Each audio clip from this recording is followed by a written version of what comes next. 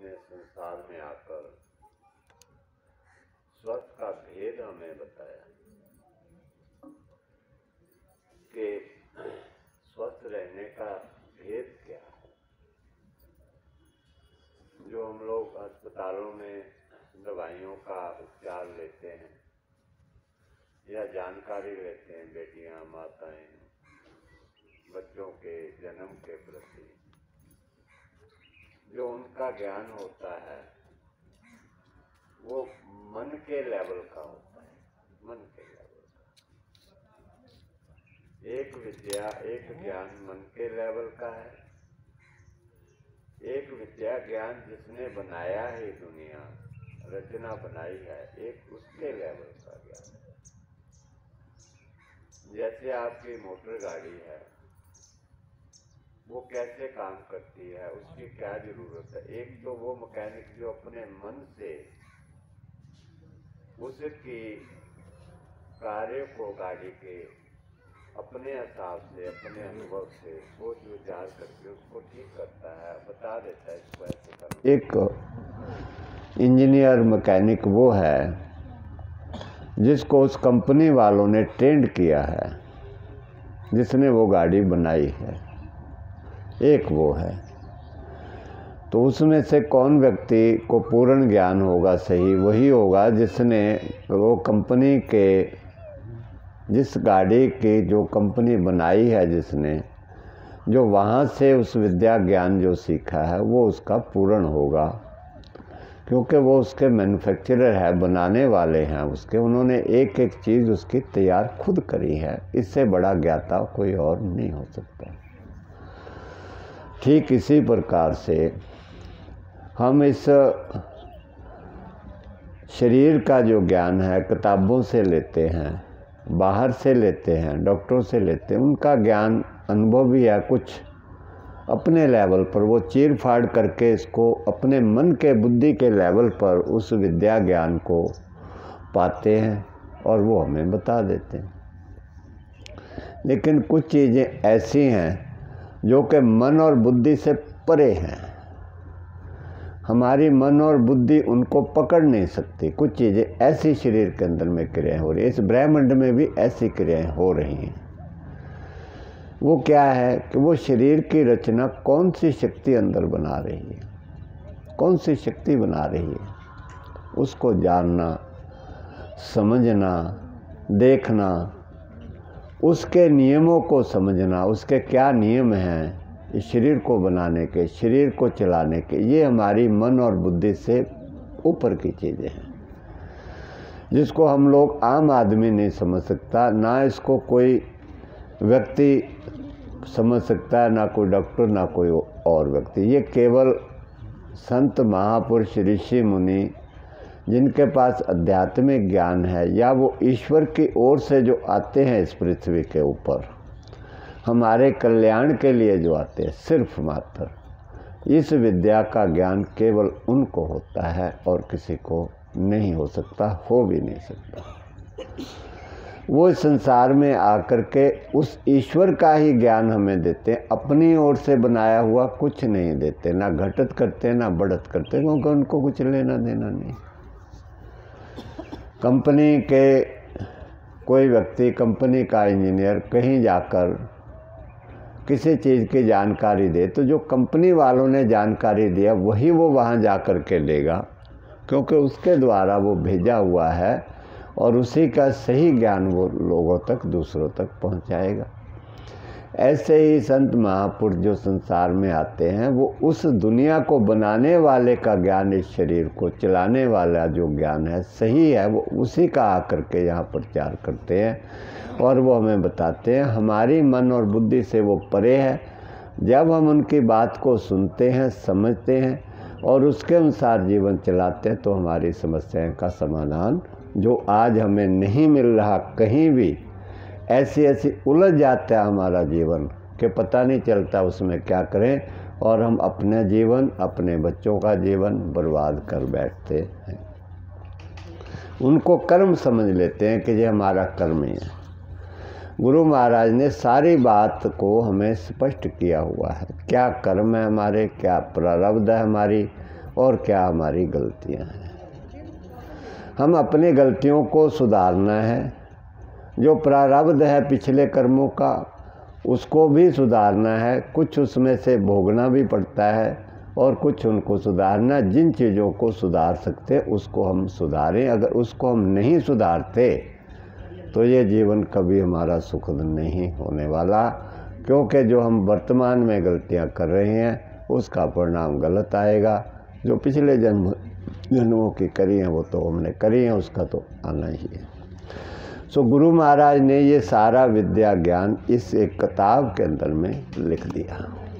जैसे हमारी गीता बनी हुई है, गुरु ग्रंथ साहब हमारे बने हुए हैं, रामायण है, हमारे वेद हैं, शास्त्र हैं हमारे बने हुए, उनके अंदर में सारी सृष्टि का ज्ञान है और शरीर का ज्ञान भी है। मगर उसके अंदर में सारी चीज़ें मिक्स हैं। आध्यात्मिक ज्ञान भी है और जीवन का ज्ञान भी है, जन्म मृत्यु का ज्ञान भी है, सारा है। आजकल के समय के अनुसार हमारे पास कुछ विद्या का, उस आध्यात्मिक विद्या का अभाव होने के कारण हम उसमें से खुद उन धर्म ग्रंथों में से इस शारीरिक स्वस्थ रहने की विद्या को, ज्ञान को निकाल नहीं पा रहे हैं, क्योंकि हमारे पास शिक्षा का अभाव है। हमने वो शिक्षा, हमारे को नहीं मिल रही, कोई दे भी नहीं रहा शिक्षा।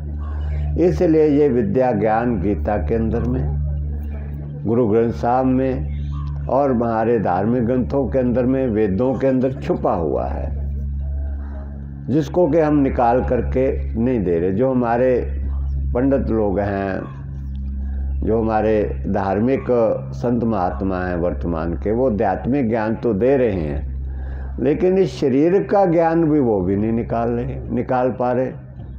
उनको भी उस चीज़ों की वहाँ तक समझ नहीं आ रही। गीता के अंदर में शरीर को स्वस्थ रखने का पूर्ण ज्ञान भरा पड़ा है। कोई व्यक्ति सारी गीता का सही ढंग से अध्ययन कर ले तो उसको कोई रोग नहीं आएगा, सारे रोग खत्म हो जाएंगे। लेकिन देखने में आता है कि जो गीता का अध्ययन करते वो भी बीमार हैं, खुद भी, उनको भी शुगर ब्लड प्रेशर ठीक नहीं हो। इसका मतलब उन्होंने उस विद्या को ग्रहण नहीं किया अभी तक, इसलिए वो अभी भी बीमार। इसलिए इस वर्तमान समय में इस विज्ञान की ज़रूरत पड़ी हमें, क्योंकि अब हम अंधकार में भटक रहे हैं। हमारा कोई मदद नहीं कर रहा, दुनिया में कोई नहीं कर रहा। जहाँ भी आप जाते हैं पैसे वहाँ ले लेते हैं पहले, लेकिन उसके बाद हमें सही ज्ञान जीवन का नहीं मिल रहा, जिसकी वजह के कारण हमारी बेटियों का, माताओं का, बहनों का स्वास्थ्य खराब हो रहा है। बच्चे हमारे अपाहज पैदा हो रहे हैं, ऑपरेशन हो रहे हैं, उनके अंग ठीक से बन नहीं पाते हैं, संतान हो नहीं रही है। ऐसे बहुत सारी समस्याएं जो आ रही हैं। बच्चों का जन्म होने के बाद स्वास्थ्य गिर रहा है, चश्मे लग रहे हैं, उनको ग्रोथ नहीं हो रही बच्चों की ठीक से, हड्डियां कमज़ोर हो रही हैं, मेंटली रिटार्डेड बच्चे हो रहे हैं, और कोई दवाई उनका समाधान नहीं कर पा रहे, कहीं हॉस्पिटल में समाधान नहीं। इस चीज़ की आज बहुत ज़रूरत हमें समाज को है।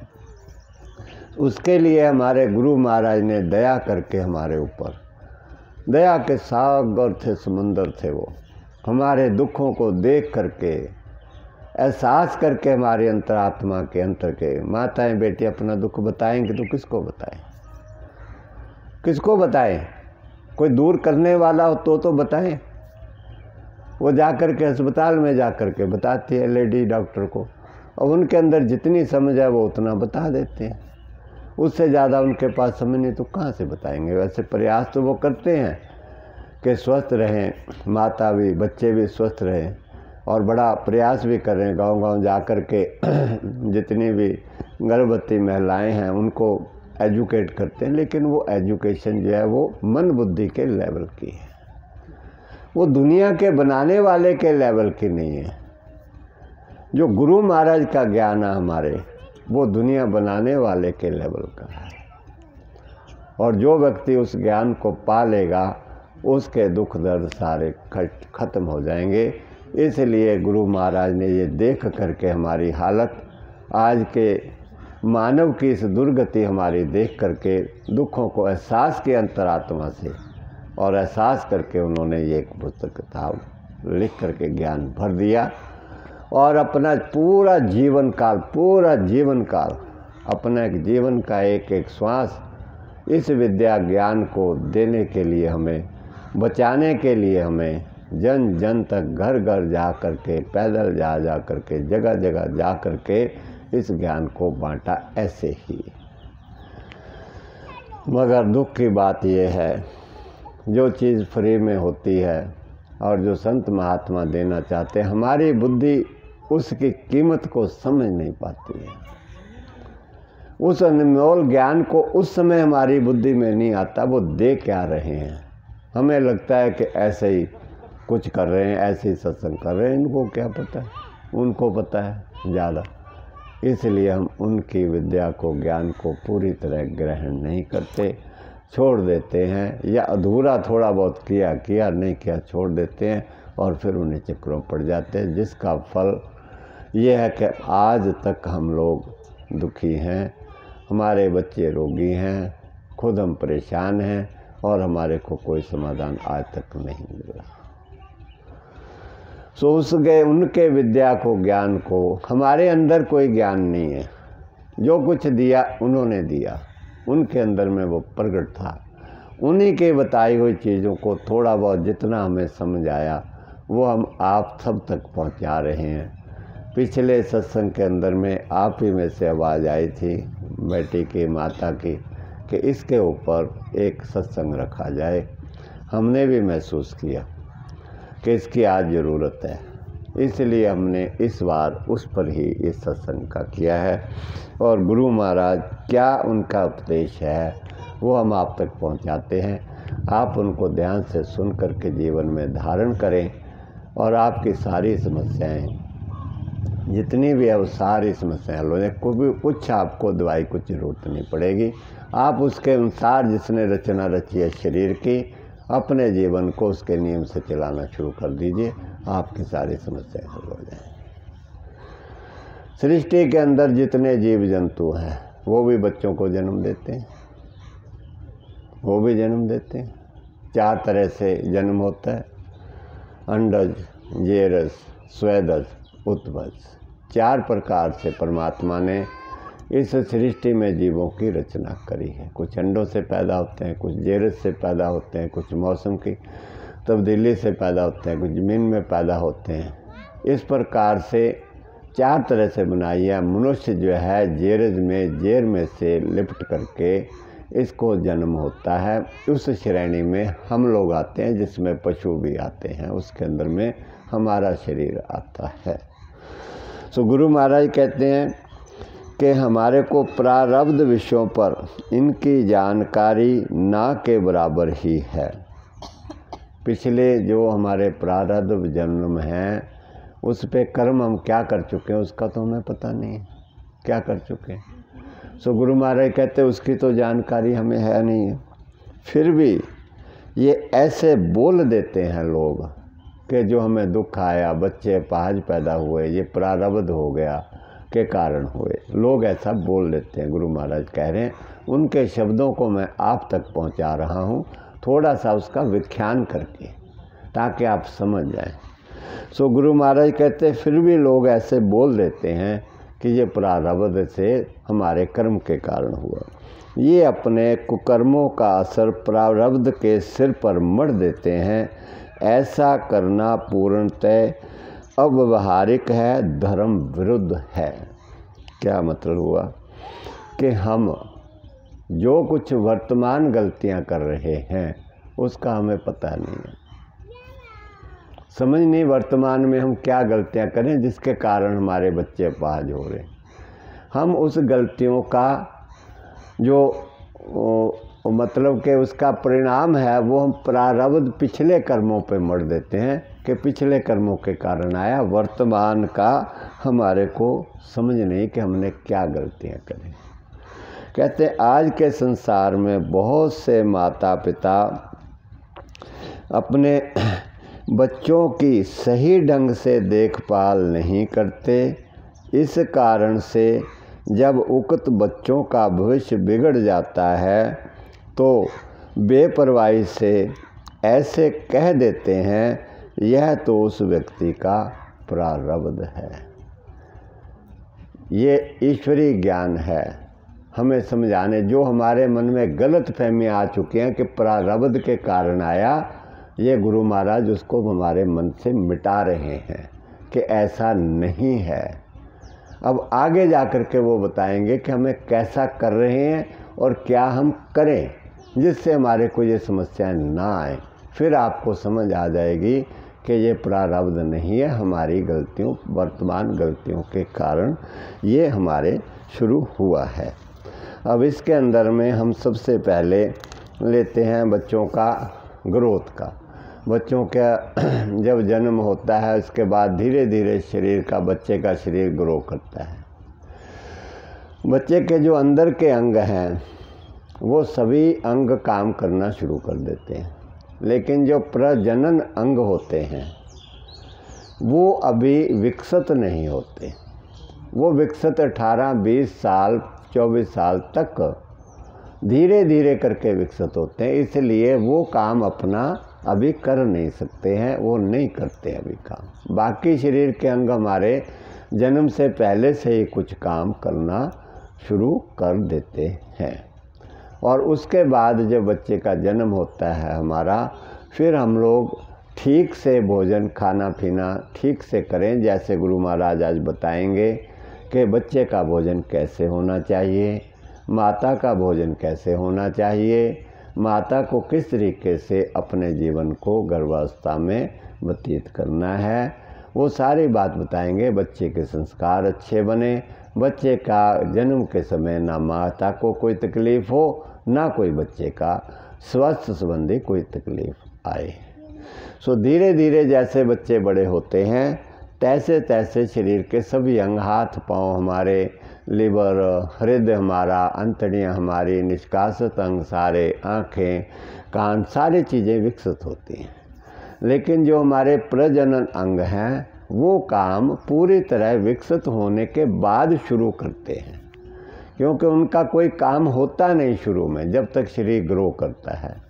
जब वहाँ पर वो शुरू करते हैं उस वक्त, तो उसमें भी हमारे को कुछ गलतियाँ रह जाती हैं। इस समय हमारा जीवन, गुरु महाराज बताते हैं कि ऐसा बन गया है कि वो अंग जो है हमारे पूरी तरह विकसित नहीं होते, उससे पहले ही हम उनके साथ कुछ छेड़खानी करना शुरू कर देते हैं उन अंगों के साथ, जिसके साथ पूरी तरह वो विकसित नहीं हो पाते। कुछ हमारा भोजन गलत होता है, उस तरीके से वो अंग विकसित नहीं हो पाते, इसलिए वो अंगों की पूरी तरह विकसित ना होने के कारण कमज़ोर रह जाते हैं। इसलिए हमारे बच्चे आगे जा कर के ठीक समय, ठीक तरीके से हम उनके शरीर को बना करके माता एक स्वस्थ और बच्चे को जन्म नहीं दे पाती। वो खुद भी परेशान, दुखी रहती है और बच्चा भी स्वस्थ नहीं होता है।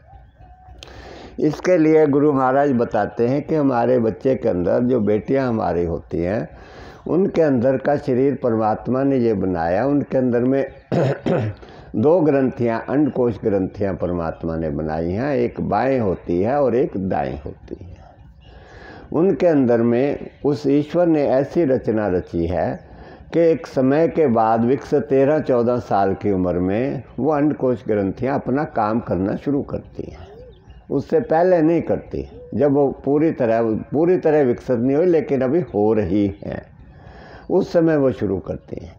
तो जब उसमें शुरू करते हैं तो उसके अंदर में छोटे छोटे अंडों का बनना शुरू हो जाता है, उसको अंडकोश कहते हैं। छोटे छोटे अंडे इतने इतने बनने शुरू हो जाते हैं, और वो अंडों का जो बनने की प्रतिक्रिया है सभी बच्चियों के शरीर के अंदर में 28 दिन की अवधि है। 28 दिनों के अंदर में वो पूरी तरह बन जाते हैं। 1 दिन 2 दिन कुछ आगे पीछे हो जाते हैं थोड़ी बहुत अवस्था के कारण, नहीं तो 28 दिन की उसकी जो है सीमा है, समय अवधि है। जब वो पूरी तरह पक जाते हैं, बन जाते हैं, तो परमात्मा ने उस हमारी अंडकोश की थैली के अंदर में एक छोटा सा पाइप लगाया हुआ है, एक छोटी सी नाली लगाई, उसमें से वो तैयार होकर गर्भाशय के अंदर में जाना शुरू कर देते हैं। जब वो वहाँ जाते हैं, वहाँ अभी उसका काम नहीं है गर्भाशय के अंदर में, और वो जो है प्राकृतिक नेचर की क्रिया के अनुसार वो वहाँ जाकर के सारे अंडे फूट जाते हैं, टूट जाते हैं 30 दिन के बाद, 28 दिन के बाद, क्योंकि उनका काम नहीं है।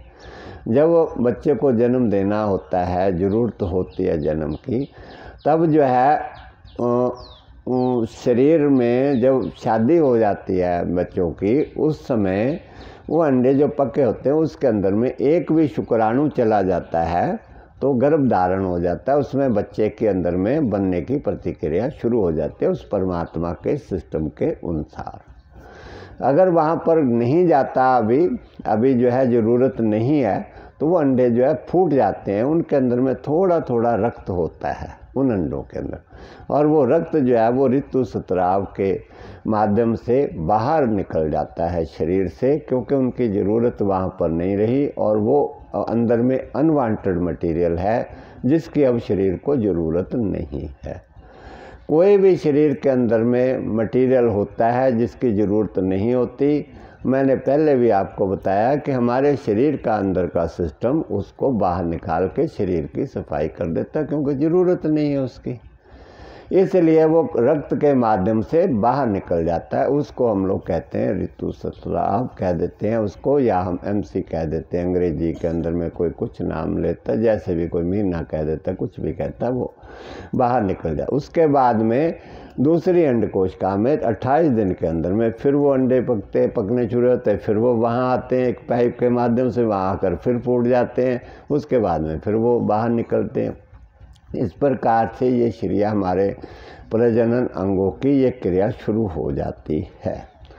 इसका मतलब ये नहीं होता कि हम बच्चों की शादी कर दें उस समय। गुरु महाराज कहते हैं अभी वो शुरू हुए हैं, लेकिन वो 30, 25, 26, 20, 22 साल तक, 25 साल तक वो और ज़्यादा अंदर में पकते हैं अगर उनके साथ कुछ भी छेड़खानी ना की जाए। बिल्कुल भी जिन अंगों का अभी काम नहीं है उनके साथ गुरु महाराज कहते हैं बिल्कुल छेड़खानी हमें नहीं करनी चाहिए। अब हमारे इस समय जीवन की दिनचर्या के अनुसार ऐसी हमारी अवस्था हो गई है कि टेलीविज़न आ गए हैं, फिल्में आ गई हैं और मोबाइल आ गए हैं। उनको देख करके बच्चे जो हैं उनके साथ शरीर अंगों के साथ कुछ छेड़खानी करते हैं, या फिर उनको देख करके कुछ हमारे प्रजनन अंगों में उत्तेजना आनी शुरू हो जाती है, क्योंकि फिल्मों को देखने से, उनके अंदर के सीन को देखने से, और जो मोबाइल पर जो चीज़ आती है उनको देखने से। आज से 100 साल पहले आपको पता है ना तो टेलीविज़न होता था और ना ही मोबाइल होते थे कुछ, तो बच्चों को इन चीज़ों को पता ही नहीं था किसी को कि क्या होती है ये सब चीज़ें। तो क्या होता था कि बच्चे जो था अपना खाते थे, पीते थे और अपना मौज करते थे। लेकिन एक बहुत बड़ा विज्ञान था पुराने ज़माने के अंदर। वो क्या विज्ञान था कि बच्चे की जो शादी थी वो 12-13 साल की उम्र में कर देते थे माता पिता। और आप लोग सब लोग कहोगे कि जी 12-13 साल में गलत करते थे।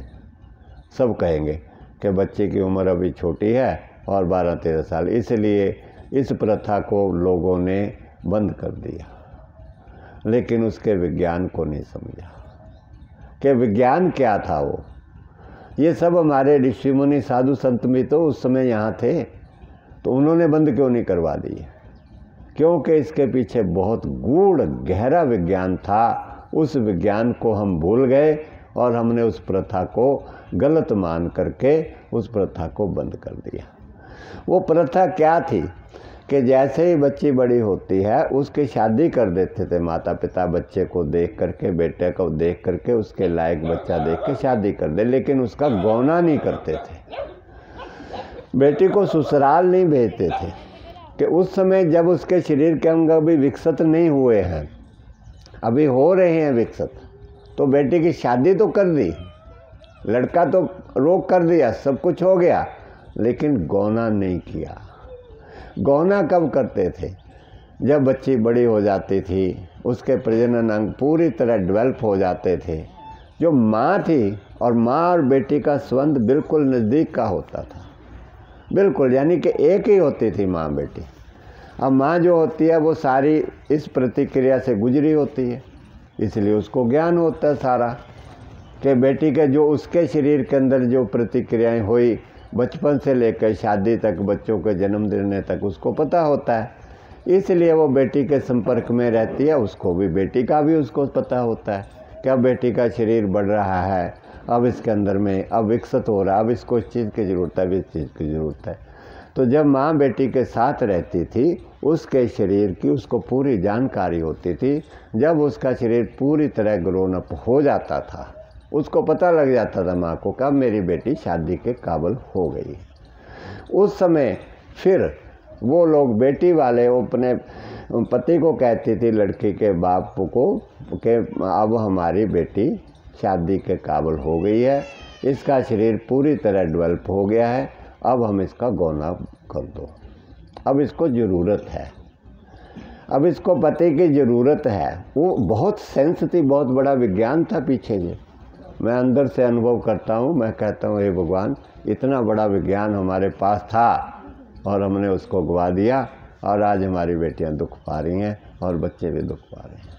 उसकी वजह के कारण धन कमाने में लगा दी बेटियों को हमने, और धन कमा कमा के लाई जा रही हैं, और बच्चों के संस्कार और बच्चों के स्वास्थ्य का नाश हो रहा है, और बेटियों को भी स्वास्थ्य का नाश हो रहा है, और पूरे समाज का लेवल का स्तर जो हमारे गिर रहा है। बच्चे शराबी कबाबी हो रहे हैं हमारे, देख लो क्या हाल हो रहा है। रिश्वतखोरी कितनी बड़ी हुई है, हरामखोरी कितनी बड़ी है। वो बच्चों में वो संस्कार नहीं रहे। सो जिस समय बच्चे को ज़रूरत होती थी उस समय उसका गौना कर देते थे, और जब उस समय गौना करते थे तो बेटी खुश अपने घर में रहती थी। ये एक पति का एक प्यार, ऐसा ताकत परमात्मा ने भरी हुई है उसके अंदर, उस ईश्वर की रचना है प्रभु की, कि वक्त पर जो है हमारी बेटियों को प्यार मिल जाए तो उसको दुनिया में कुछ नहीं चाहिए, किसी चीज़ की उनको ज़रूरत नहीं। झुग्गी में रहे, झोपड़ी में रहे, कहीं रहे, गरीबी में अमीरी में रहे, वो वहीं पर खुश अपना रहकर अपना वक्त गुजार लेती थी। उसमें एक ताकत ऐसी थी, लेकिन वो प्यार हमने खो दिया धन के लालच में, इस विज्ञान ना होने के कारण। उसके बाद जो थे माँ को भी कुछ समझ नहीं रही, धीरे धीरे वक्त बदला। अब उन्होंने क्या किया, बेटी की 13 साल 14 साल की हुई, शादी करती, साथ ही गौना भी कर दी। वो विज्ञान जो था वो तो भूल गए, वो तो समझ ही नहीं रही। चलो जी हाथ पीले करो, बेटी का भार उतारो, भेज दो इसको घर में। अब वो तो समझ नहीं रही कि अभी उसका विकसित नहीं हुआ है शरीर। अब जो पहला विज्ञान था ऋषि मुनियों ने हमें दिया था वो तो समझ नहीं, वो तो भूल गए हम लोग। उन्होंने शादी का इसलिए रखा था कि बेटा ढूंढना ना पड़े मौके पर, इसलिए जब बच्ची ग्रो कर रही थी उसी वक्त लड़का ढूंढ लेते थे। जब लड़का ढूंढ लिया और जब बच्ची को ज़रूरत पड़ी उसकी तो तुरंत गौना कर दिया, और बच्ची को उसी वक्त प्यार मिल गया और वो बच्ची खुश, और सारा परिवार खुशहाल रहता था। कोई बच्चे परिवारों के अंदर में किसी प्रकार की डाइवोर्स की कोई प्रॉब्लम नहीं होती थी, किसी प्रकार का कोई कलेश नहीं होता था, और बच्चे सब खुश रहते, माता पिता भी खुश, सब ठीक रहते, स्वास्थ्य अच्छा रहता था उनका। इस विज्ञान को तो दिया खो। अब माता पिता ने बच्ची छोटी हुई इतना देख लिया, बस इसकी शादी कर दो। वो 12, 13, 14, 15 साल की शादी करने लग गए, और फिर प्रॉब्लमें आने लग गई। और फिर सरकार ने भी सोचा भी ये गलत है, और फिर उन्होंने दंड लगाया, इसके ऊपर रोक लगाई कि 22-23 साल से पहले शादी नहीं करना, अपराध बना दिया। अब वो विज्ञान जो था ऋषि मुनियों का वो तो गया भूल हम लोग, और बस हम इसमें पड़ गए। और फिर धीरे धीरे ये लोग सोचने लगे कि बेटियों को आत्मनिर्भर करो, वहाँ जा कर के गरीबी है घर के अंदर में, वो अपना को निर्भर रहना पड़ता है, इसलिए बेटी को जो है नौकरी पे लगाओ। लोग नौकरी वाली लड़कियों को पसंद करना लग गए, इसलिए उसके चक्कर में अब 30, 32, 35 साल की उम्र बढ़ने लगी। 40 साल की उम्र जो हो जाती है, लड़कियां पढ़ती नौकरी ढूंढने में, लड़के ढूंढने में। अब लड़के ढूंढने में जो है 5-5 साल 10-10 साल गुजर जाते हैं, लड़का ही नहीं मिलता। वो जो ज़िंदगी थी वो बननी थी, जो पिछला विज्ञान था हमारे गुरुजनों का, वो सारा विज्ञान धराया रह गया, और शरीर में विकृतियाँ और खड़ी हो जाती हैं इतने समय तक चलते चलते, और फिर बच्चे हमारे बिगड़ भी जाते हैं, और फिर जीवन हमारा विनाश की ओर चल पड़ता है। सो इस विज्ञान को समझना है, बेटियों ने, माताओं ने, सब ने समझना है। ये विज्ञान को आपने समझ लिया तो पुनः द्वारा फिर हमारे सारे परिवारों में, जीवन में, समाज में, देश में, विश्व में फिर दोबारा खुशहाली आ जाएगी। हमारे बच्चे फिर संस्कारी बनने लगेंगे।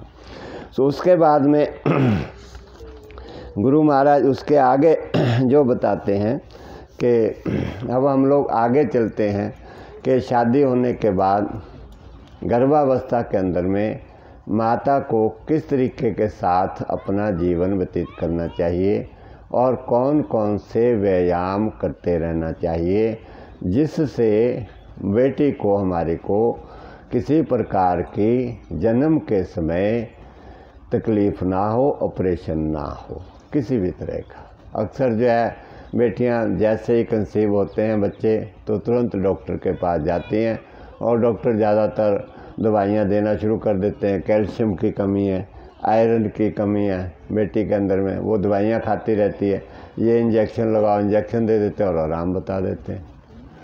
हमारे भोजन गलत खाने पीने से शरीर में कमज़ोरी तो वैसे ही आ गई, और कमज़ोरी आने के बाद में ये तो नहीं बताया कि भोजन गलत खा रहे हो आप, भोजन ठीक खाओ। वो कैल्शियम आयरन की गोलियां देनी शुरू कर देते हैं और बता देते हैं बेड रेस्ट, आराम करो, कुछ मत करो, आराम करो।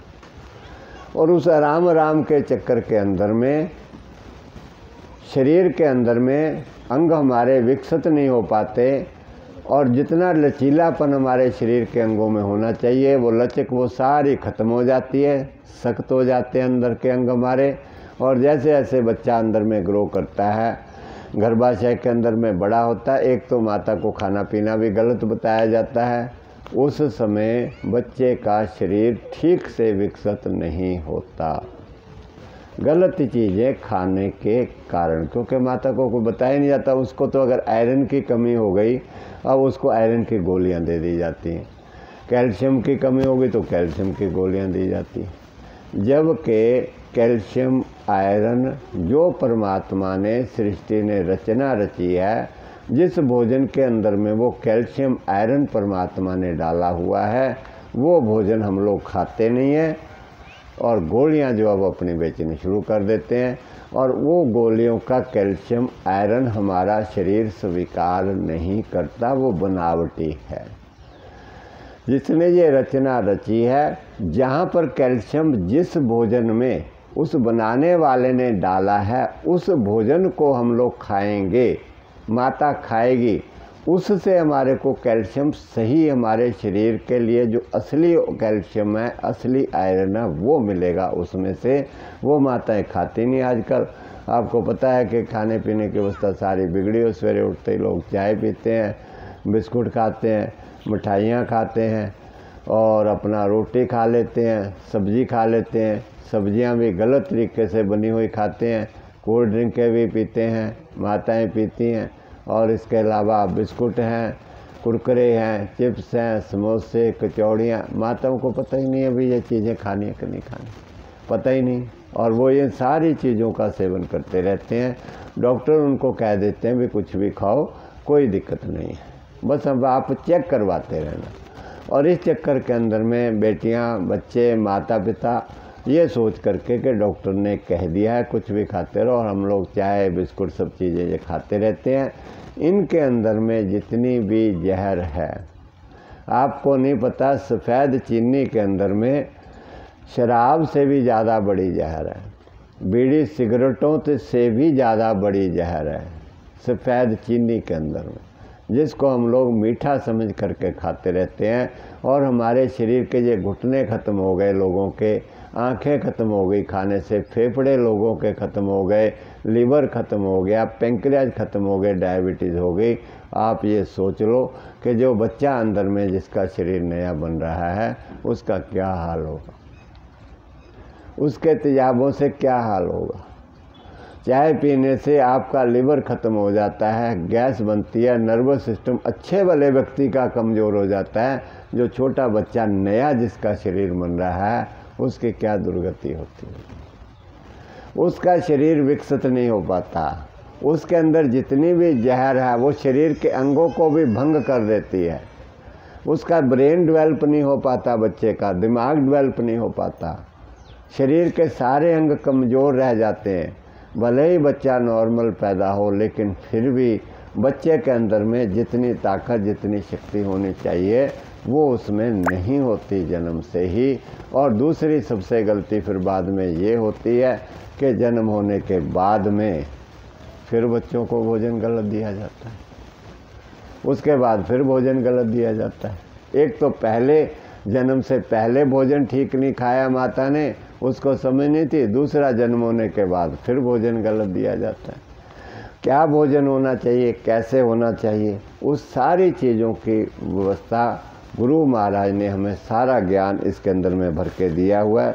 मैं आपको उनका दिया हुआ सारी बातें आज बताता हूँ। आप बाद में भी इस पुस्तक को पढ़ करके घर में ध्यानपूर्वक सारे बच्चों की आदतें कैसे छुड़वानी है, ठीक करनी है, बच्चों के संस्कार कैसे बनाने हैं, कोई प्रॉब्लम आ गई, दूध कम होता है बच्चों को तो वो क्या करना है, कितने समय तक कितना दूध पिलाना है, कैसे पिलाना है, माता को क्या खाना है, डिलीवरी के बाद में क्या खाना है, पहले क्या खाना है, सारा कुछ इसके अंदर में गुरु महाराज ने भर के हमारे लिए रख दिया, ताकि हमारे को इन सब कष्टों से हम मुक्त हो जाएं। मगर दुख की बात ये है, जैसे गीता में ज्ञान भर के रखा पड़ा है, ऐसे इस किताब में भर के रखा पड़ा है, इसको कोई लेता ही नहीं। और इसीलिए जो है ये व्यवस्था बनाई जाती है, ऐसे कार्यक्रम करके बताए जाते हैं कि हम इसमें से पढ़ करके, सरल करके, आपको समझा करके इन चीज़ों को आपके अंदर डाल दें, दिमाग के, कि आपके अंदर चली जाएं ये बातें, इसमें से निकाल करके, इसलिए ये व्यवस्था करी जाती है। अब लोग जो है उसमें नहीं आते हैं, टाइम नहीं है, बिजी हैं, और उसका हम लोग क्या कर सकते हैं।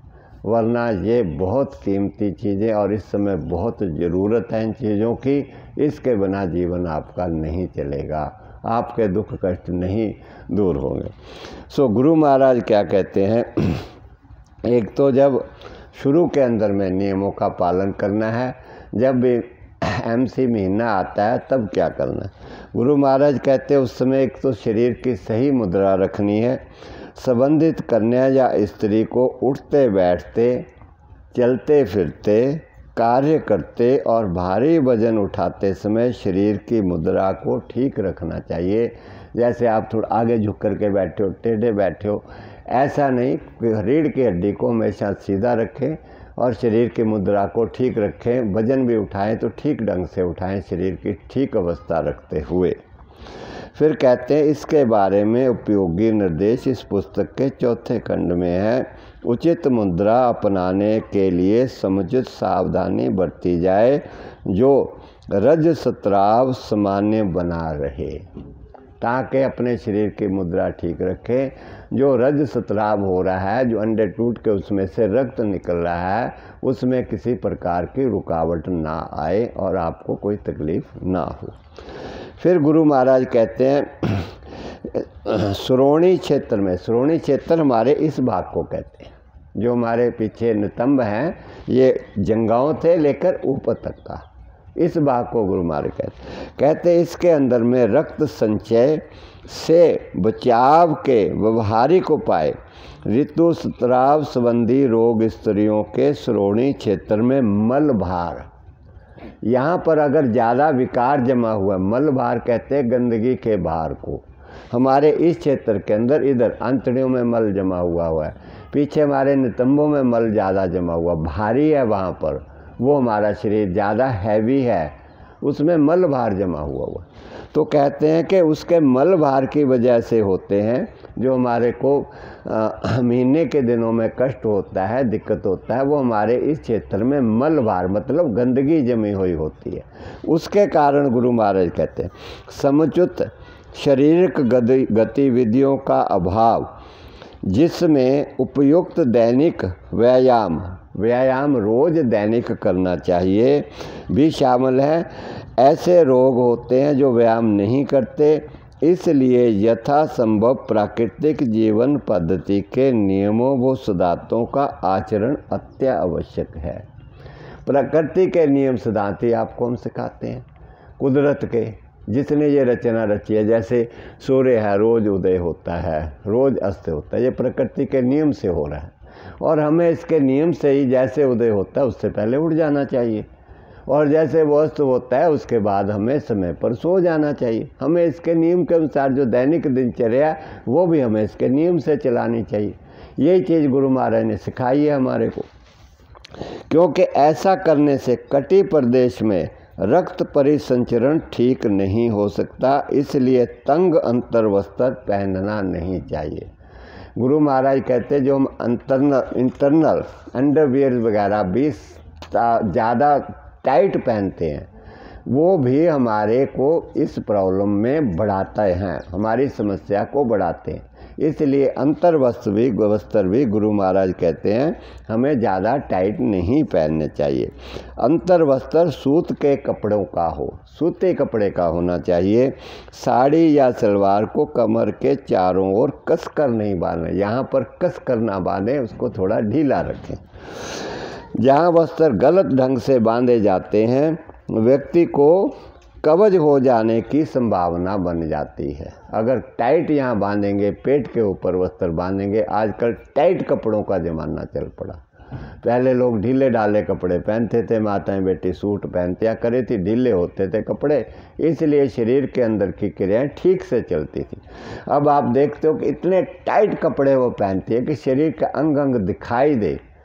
अब ऐसा ज़माना चल पड़ा। कहते हैं वो हमारे रक्त परिसंचरण को रुकावट पैदा करते हैं और हमारे शरीर के अंदर में जो क्रियाएं होती हैं ये बाहर निकलती हैं हमारी गंदगी, उसमें भी रुकावट पैदा करते हैं। इसलिए अंतर वस्त्रों को एक तो सूती होने चाहिए।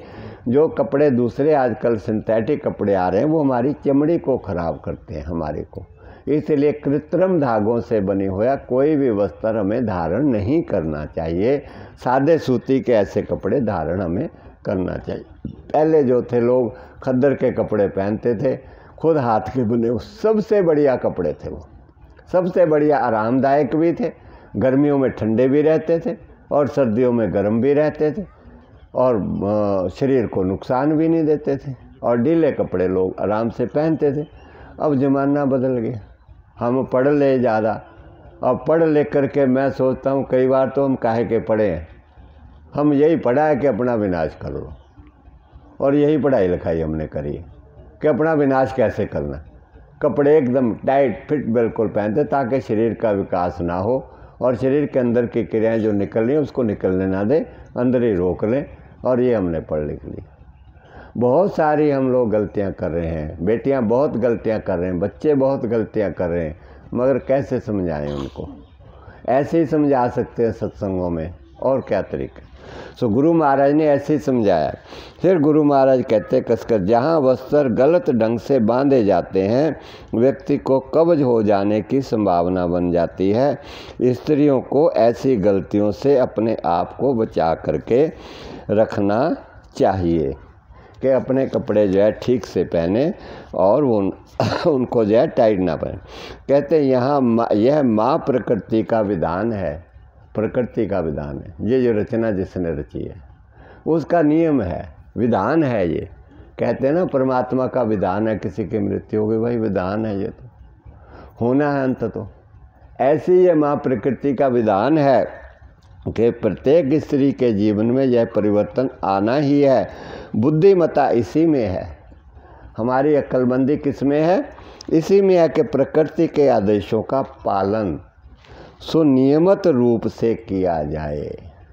हमारी अक्लमंदी इसी में है कि जो सृष्टि चलाने वाले ने नियम बनाए हैं उसका विरुद्ध ना चलें, उसके नियमों का पालन करें और उसके अनुसार अपने को ढालें, अपने आप को उसके अनुसार ढालें।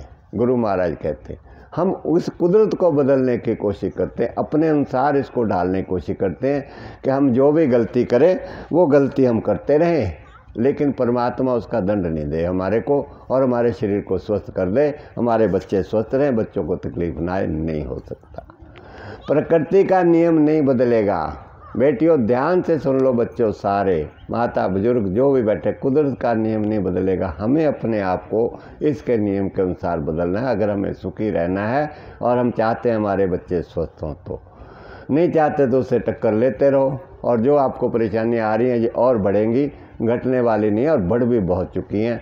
और कितनी बढ़ाओगे, और बढ़ा लो, उतना दुख पाओगे जितना बढ़ाओगे। शरीर कटने तो लग गए, बच्चों की बुरी हालत होने लग गई है, और बुरी हालत हो जाए, कौन सा वहाँ पर कुछ खर्च होना किसी का। सो आगे गुरु महाराज फिर बताते हैं कि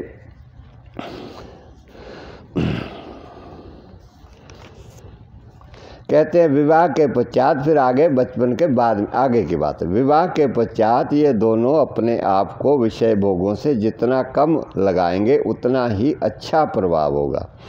गृहस्थ अवस्था में पति पत्नी अपने दिनचर्या को नियम अनुसार चलाते रहें तो उसका आगे का जीवन सुखमय बन जाएगा। हम बहुत ज़्यादा भोग विलासों में लिप्त ना हो। जितना हम संयमित जीवन बताएंगे उतना हमारा जीवन सुखी रहेगा और उतना हम निरोग भी रहेंगे। इसलिए बहुत सारी चीज़ों को देखना टीवी के ऊपर, उसके ऊपर देखने से ज़्यादा हमारी जो है परेशानियां बढ़ी हैं। बच्चों की ज़्यादा परेशानियां बढ़ी हैं, फिल्मों से ज़्यादा बढ़ी हैं, टीवी से ज़्यादा बढ़ी हैं, और इससे ज़्यादा परेशानियां बढ़ी हैं, और उसके साथ फिर बीमारियां भी बढ़ गई।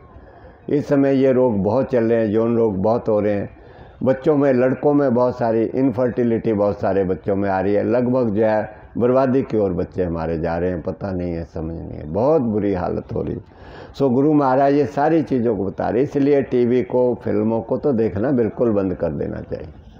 वो लोग जो फिल्में बनाते हैं वो क्या करते हैं, लोग फंसाते हैं अट्रैक्ट करने के, लुभाने के लिए, यंग जनरेशन को लुभाने के लिए, पैसा कमाने के लिए ये सारी बना करके फ़ोटो वगैरह इतनी सुंदर, उसमें कितने कितने गंदे सीन होते हैं जो हमारे प्रजनन अंगों को उत्तेजित करते हैं, समय से पहले उत्तेजित करते हैं, और वहीं हमारा नुकसान हो जाता है, हमारे बच्चों का नुकसान हो जाता है। इस प्रकार से सृष्टि के अंदर में जीव जंतु, गधे, घोड़े, गाय, भैंस, कुत्ते, बिल्ली सब रहते हैं, वो ये चीज़ें नहीं देखते हैं बिल्कुल भी, इसलिए उनके प्रजनन अंग समय से पहले उत्तेजित नहीं होते, इसलिए उनको यौन रोग भी नहीं होते, उनके बच्चे भी स्वस्थ रहते हैं सारे।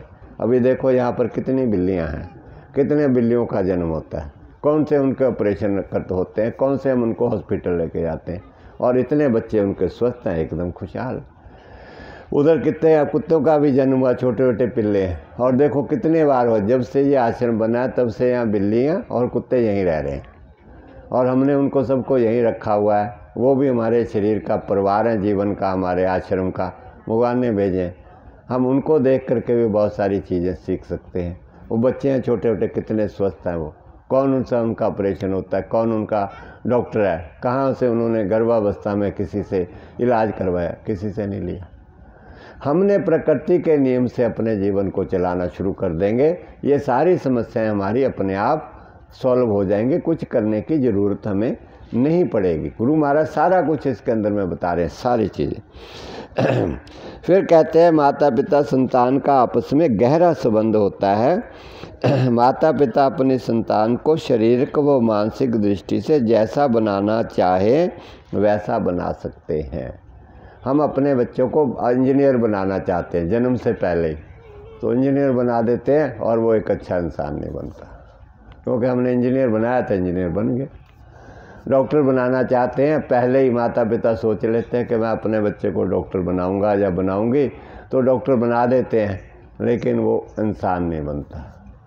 हम अपने बच्चों को संस्कारी बनाएं कि हमें परमात्मा मेरे बच्चे के संस्कार अच्छे हों, धर्म हो उसके अंदर में, सेवा भावी हो, भक्ति भाव वाला हो, एक अच्छे इंसान हो, उसके अच्छे संस्कार। उसके बाद में रोजी रोटी कमाने के लिए जो भी वो रोजगार करे वही बढ़िया, खेती करे तो भी बढ़िया, कोई नौकरी करे तो भी बढ़िया, बढ़िया घर का बिजनेस व्यापार करे तो भी बढ़िया। अगर वो एक अच्छा इंसान नहीं बना, अच्छे संस्कार उसके नहीं है, तो इंजीनियर बन के, डॉक्टर बन के वो क्या कर लेगा, क्या तीर मार लेगा, पाप कर्म इकट्ठे करेगा, पाप ही करेगा और क्या। अभी जो डॉक्टरों की कई बार खबर आती है कि जी अंग बेचने लग गए, ये कर दिया, वो कर दिया, तो क्या उन्होंने शेर मार दिया, डॉक्टर बनकर बर्बादी किया अपना जीवन में दूसरों। इंजीनियर बन करके रिश्वतखोरी की और ज़्यादा कोई गलत काम किए, तो क्या कर लिया इंजीनियर, कोई लाभ नहीं उसका। इसलिए बच्चों को अपने भावना, गुरु महाराज कहते हैं जैसी आप अपने मन में भावना रखेंगे वैसी जो है आप का जीवन आपका बन जाएगा। अब उसके बाद में आगे बताते हैं कि बच्चे का जब शरीर के अंदर में पलना शुरू हो जाता है तो उसमें कौन कौन से कष्ट जो है हमारे को आते हैं। गर्भावस्था के अंदर में उन कष्टों का डर एक तो माता को लगा रहता है, बेटे कहीं ऐसे ना हो जाए, कहीं वैसे ना हो जाए। कहते ये जो डर है ये भी हमारे बच्चे के ऊपर, हमारे स्वास्थ्य के ऊपर बुरा प्रभाव पड़ता है। उसका डर मन के अंदर में ना रखे। गुरु महाराज कहते हैं कौन सी स्त्री ऐसी होगी जो संतान की इच्छुक ना हो, जिसकी अपनी संतान प्यारी ना हो। इसके सामने वह बड़े से बड़े बलिदान को भी तुच्छ समझती है। यह तो स्वाभाविक है। वो अपने बच्चे के सुख के लिए हर माँ कितना भी उसको बलिदान देना पड़े वो उसको सह लेगी। अपने बच्चे को दुख कष्ट नहीं देना चाहती, कोई भी माँ हो चाहे।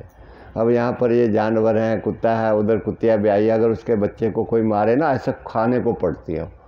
ऐसे सारे बच्चे माँ को, माँ के अंदर एक गुण रखा परमात्मा ने कि अपने बच्चे को वो प्यार से बचा करके रखना चाहते हैं कि उसको दुख कष्ट ना हो। मगर अगर माँ को सही ज्ञान होगा तभी तो बचा करके बच्चे को रखेगी। और आज तो हम जो देख रहे हैं वो माँ ही अपने बच्चे को बर्बाद कर रही है, खाने पीने की गलत चीज़ों से खुद भी खा रही है और बच्चों को भी बर्बाद कर रही है। तो कैसे बच्चे स्वस्थ होंगे? नहीं हो सकते बच्चे। प्राय देखा गया है कि शारीरिक परिश्रम करने वाली महिलाओं को बिना कष्ट संतान हो जाती है और वे प्रसव के 2-4 दिन के अंदर अंदर ही अपने काम में जुट जाती हैं।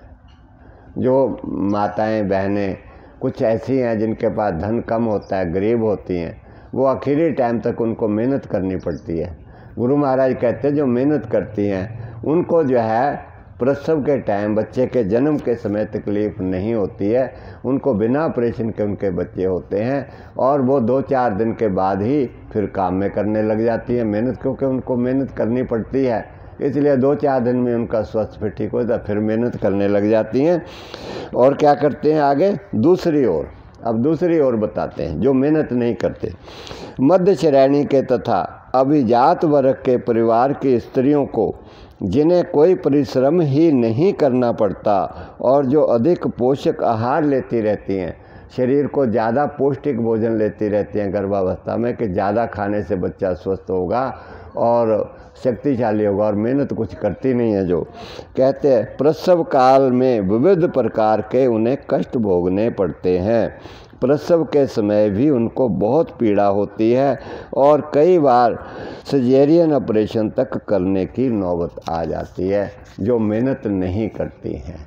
इसलिए गुरु महाराज ने यहाँ पर हमारे को कुछ आसन बताए हुए हैं कि गर्भावस्था में कौन कौन से आसन करने हैं। अगर बेटियाँ हमारी उस आसनों को सीख लेती हैं और करती रहेंगी उस आसनों में, तो उनको बच्चों की डिलीवरी के समय ऑपरेशन नहीं होगा, कष्ट नहीं होगा, तकलीफ़ नहीं होगी बच्चों को भी, और वो बच्चे स्वस्थ रहेंगी। हमें ये सारी चीज़ें सीखनी है, अपने बेटियों को सिखाना है। ये गुरु महाराज का ज्ञान है, वो उसका जन्म ही हमें सिखाने के लिए, मार्गदर्शन के लिए हुआ था, जो आज हम लोग वहाँ से दूर भटक चुके हैं। इसलिए हमें इन सब चीज़ों को पुनः दोबारा सीखना है। हम चाहते हैं बच्चे हमारे स्वस्थ रहें, बच्चों का जन्म ठीक हो, बेटियाँ खुशहाल रहें, जन्म के समय कोई तकलीफ़ ना हो बच्चियों की। सब चाहते हैं, कोई नहीं चाहता किसी की बेटी को तकलीफ़ आए, हम भी नहीं चाहते किसी को कोई तकलीफ। इसीलिए तो हम लगे हुए हैं इस काम के अंदर में। इसलिए इस विद्या को ध्यान से सीखें। अब कौन कौन से आसन करने चाहिए ये आपको अंजना जी करके दिखाएंगी अभी, और उसको आप सीख लीजिए। उसके बाद हमने उसकी वीडियो भी बनाई है, क्योंकि सब बेटियां यहाँ आई नहीं है, आती नहीं है, पता नहीं है उनको कि क्या विद्या हम दे रहे हैं, इसकी कीमत भी नहीं पता। और दूसरी बात ये भी होती है कि जो चीज़ ज़्यादा कीमती होती है उसके ख़रीदार भी कम होते हैं। आप लोग बाज़ार में जाते हो, सब्जी मंडी में तो भीड़ लगी होती है मूली गाजरें खरीदने वालों की, और अगर आप सुनार की दुकान पे जाए, किसी जौहरी की दुकान पे जाए, वहाँ इक्का दुक्का ग्राहक बैठा होगा, क्योंकि उसके ग्राहक कम होते हैं, हीरे के जवाहरातों के।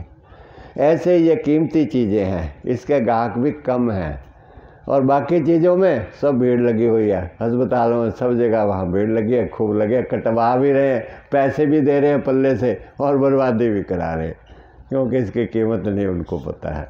इसलिए उधर जा रहे। चलो जितने भी हैं, चलिए आप पहले इनको बताएंगे। सबसे पहले जो है क्या करना है, आसन लेट करके गहरे लंबे सांस लेने। शुरू से हम लोग बताते हैं, लंबे गहरे सांस पहले निकालना है, श्वास को बाहर निकालना है और बाहर निकाल कर श्वास को रोकना है, जितनी क्षमता के अनुसार रोका जा सके। जब ना रोका जाए उसके बाद गहरे लंबे सांस लेने शुरू कर देने हैं। शुरुआत यहाँ से करनी है, सांस बाहर निकालें और रोकें बाहर ही, जितनी देर तक रोक सकते हैं। उसके बाद में श्वास गहरे 2-4 गहरे लंबे लें। उसके बाद में जब श्वास सामान्य हो जाए फिर दोबारा श्वास को बाहर निकालें, बाहर ही रोकें और फिर उसके बाद जब तक रोक सकते हैं फिर उसको सांसों को लंबे गहरे सांसों को ले। दूसरी एक्सरसाइज पाँव को गोलाकार घुमाना है, सांस को अंदर भरना है और छोड़ते हुए बाहर लाना। इस प्रकार से एक पाँव को उठाना है, मोड़ के दूसरे पाँव को मोड़ करके सांस भर के छोड़ते हुए बाहर लाना। इस प्रकार के दोनों पाँव को 5 बार 10 बार जितनी आपकी क्षमता है उस हिसाब से दोनों पाँव को चलाना है।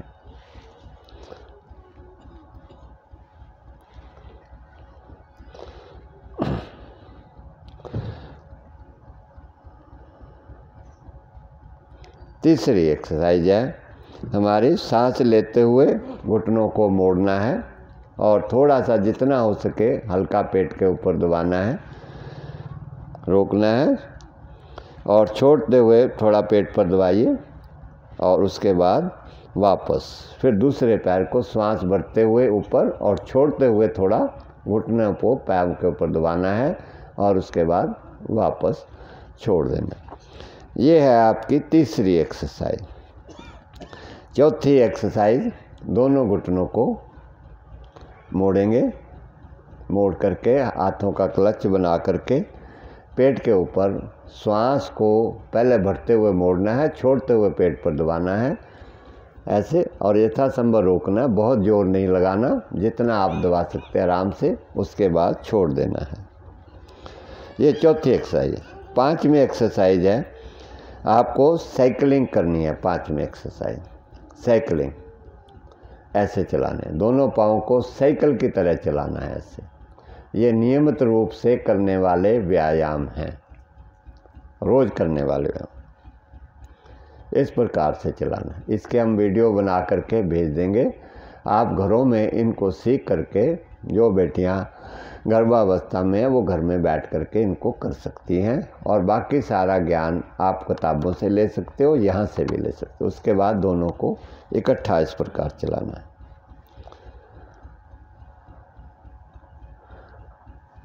इसको चलाने के लिए थोड़ा सा नीचे तकिया लगा लेना है, 1-2 तकिए नितंबों के नीचे तकिया लगाने क्रिया को करने के लिए।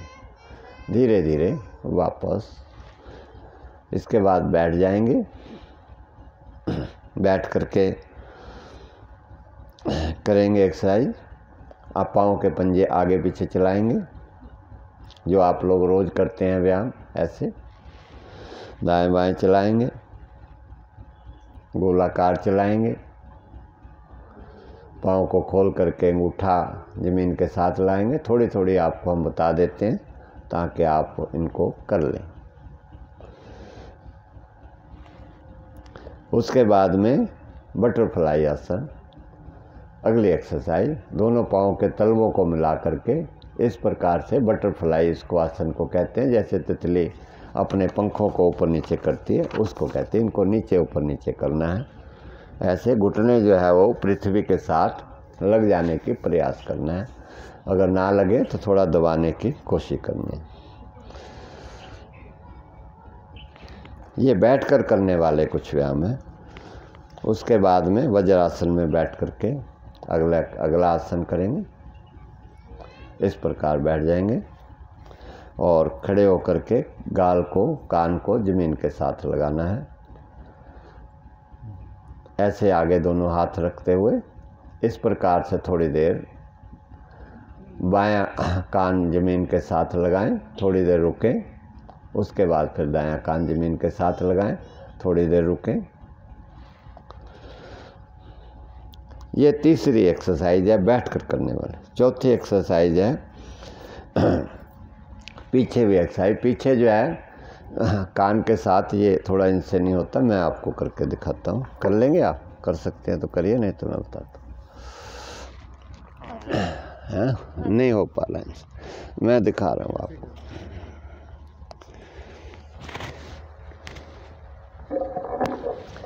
ये बाजू को, दाहिने बाजू को सीधा ऊपर ला करके ऐसे मोड़ना है और ये कान के साथ सटा के रखना और दोनों उंगलियों को इस प्रकार फंसा करके विपरीत दिशा में खींचना है, विपरीत दिशा में। और ये कूनी सीधी रखनी है, बिल्कुल गर्दन सामने, सीधी दृष्टि सामने।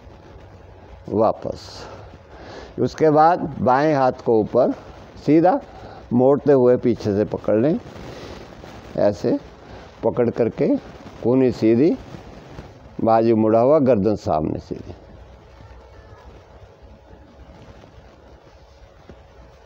वापस। ये एक्सरसाइज है अगली, चौथी। उसके बाद कुछ खड़े होकर के एक्सरसाइज करने की। खड़े हो जाएंगे। त्रिकोण आसन, मतलब त्रिकोण नहीं है पूरा, ये आसन पूरा त्रिकोण नहीं है, जितना हो जाए उतना करना है।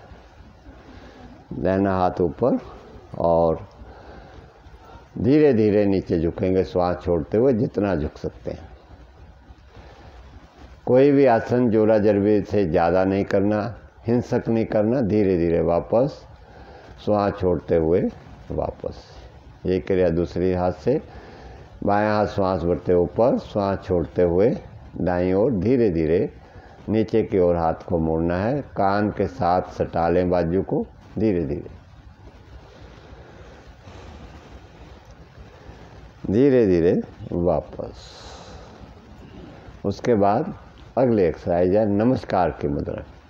दोनों हाथों को पीछे रख करके इस प्रकार नमस्कार की मुद्रा में हाथों को लाकर कोहनियों को पीछे की ओर दबाना है, गर्दन को पीछे दबाना है और हाथों को कमर के पीछे दबाना।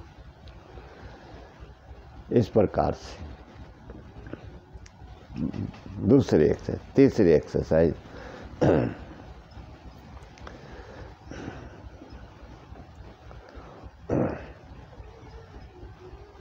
ये दूसरी एक्सरसाइज यही वाली थी, जो वाली, ठीक है। ये एक्सरसाइज खड़े होकर भी अभी मैंने करवाई थी आपको, ये खड़े होकर के भी ये कर सकते हैं। ये है कुछ आसन जो कि आपको प्रेगनेंसी, गर्भावस्था के समय में करने चाहिए, उस समय करने चाहिए। ऐसा करने से आपको जन्म के समय बच्चे को ऑपरेशन की नौबत नहीं आएगी, ऑपरेशन की नौबत नहीं आएगी। सामान्य बच्चे का जन्म होगा। और हमें सबको, बेटियों को बचाना है। बेटियां बहुत कष्ट में गुजर रही हैं, बहुत दुख में गुजर रही हैं, उनके अंतर के अंगों की हालत बहुत ख़राब हो रही है और बेटियां किसी को बता भी नहीं सकती। दवाइयों और अस्पतालों के अलावा और कोई उनके पास चारा नहीं है। इन चीज़ों को गुरुजन संत महात्मा एहसास कर लेते हैं, क्योंकि वो अंतर आत्मा में हमारे जुड़े होते हैं, अंतरात्मा से। इसलिए वो सबके दुख दर्द को महसूस करके हमारे दुख दर्दों को दूर करने की कोशिश करते हैं। हम चाहे कहें उनको, चाहे ना कहें। जितने भी संत महात्मा आए हैं, उन्होंने देखा आंतरिक दृष्टि से कि संसार कहाँ दुखी है। वो खुद पैदल चल चल के वहाँ तक गए उनके दुखों को दूर करने के लिए। अब वहाँ के लोगों ने समझा नहीं समझा, वो उनकी मर्जी है। इसी प्रकार हमारे गुरु महाराज जगह जगह गए हमारे दुखों को, इन सब दुखों को दूर करने के लिए। महीना महीना, 2-2 महीने, 3-3 महीने तक उन्होंने इस विज्ञान को सिखाया, हमें बच्चों की तरह हमें सिखाया। एक पिता जैसे बच्चों को सिखाता है। अब हम ना समझे या ना सीखें तो उनका क्या कसूर है इसमें, उनका क्या दोष है। हमें दुख भोगते रहेंगे और उनको कुछ लेना तो है नहीं है। ना मांगा उन्होंने कभी किसी से कुछ, उन्होंने करना भी क्या है। जितने सच्चे महासंत होते हैं वो कभी धन के पीछे काम नहीं करते। धन के लिए उनको धन तो परमात्मा, वो तो मालिक ही होते हैं, उनको धन की कमी भी नहीं होती है किसी चीज़ की, और मांगते भी नहीं किसी से। वो तो जो कुछ धन होता बल्कि संसार के कल्याण के लिए खर्च कर देते अपने भी पास से। गुरु महाराज खुद सर्विस में रहे हैं और उन्होंने जितनी सैलरी होती थी कुछ पारिवारिक में खर्च करके बाकी सारे हमारे साथ हमारे ऊपर खर्च कर देते। जो कुछ थोड़ा बहुत हम लोग उनको देते थे, दूसरे लोग देते थे, वो भी मिला के वो भी सारा मानवता के कल्याण में खर्च कर देते थे। और आज उनके जो उपकार हैं उनके कारण हम इतने हष्ट-पुष्ट, स्वस्थ और खुशहाल जीवन बता रहे हैं। और अगर आप सब लोग भी इसको अपनाएंगे, आप भी सारे खुशहाल हो जाएं। अब कुछ जानकारी इन्होंने तैयार करी है गुरु महाराज की किताब से, 2, 4, 5, 7 मिनट का जितना भी है वो भी आप सुनिए उनसे। फिर मैं आपको और आगे बताऊंगा सारा पूरी शिक्षा, जितना मैक्सिमम आपको दिया जा सकेगा इस बारे में जानकारी ज्ञान आज दे करके सबको भेजेंगे। आज ये टाइम का ध्यान रखिएगा ताकि ज़्यादा से ज़्यादा आपको इस विद्या का ज्ञान पहुंच जाए।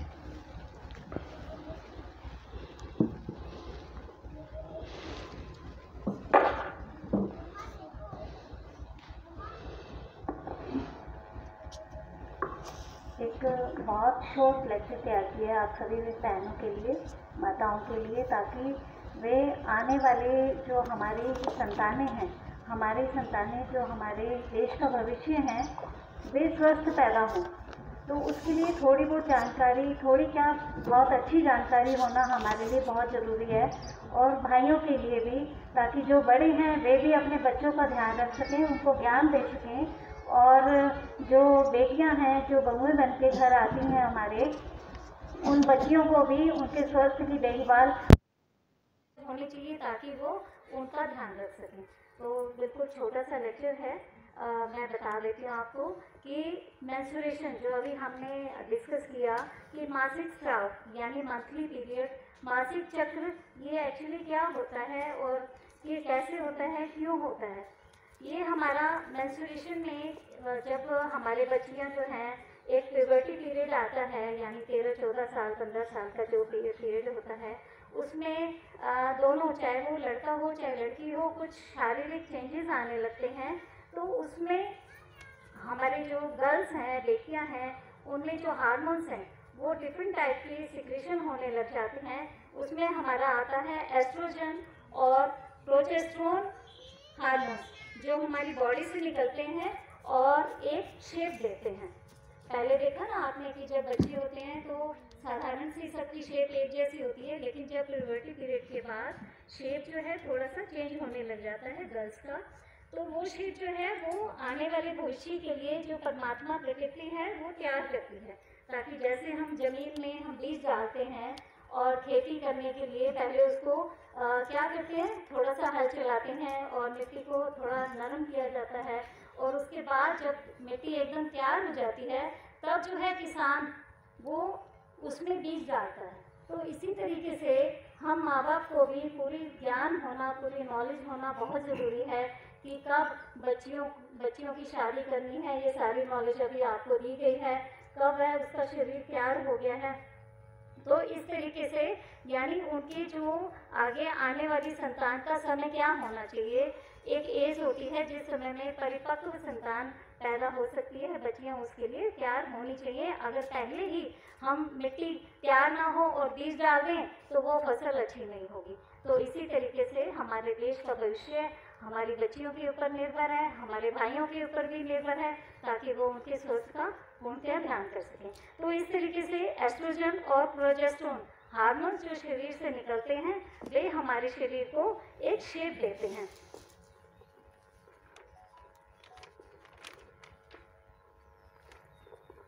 हमारा जो मेंस्ट्रुएशन पीरियड होता है ये हमारा प्यूबर्टी पीरियड के बाद जो स्टार्ट होता है, उसमें एक तो टेम्परेरी होता है, वो है हमारा कि जब लेडी प्रेग्नेंट होती है तब वह बंद होता है। जो हमारा जो स्टार्टिंग पीरियड है वो करीब 13, 14 साल, 15 साल में स्टार्ट होता है, और जब तक प्रेगनेंसी नहीं ठहरती तब तक ये चलता रहता है।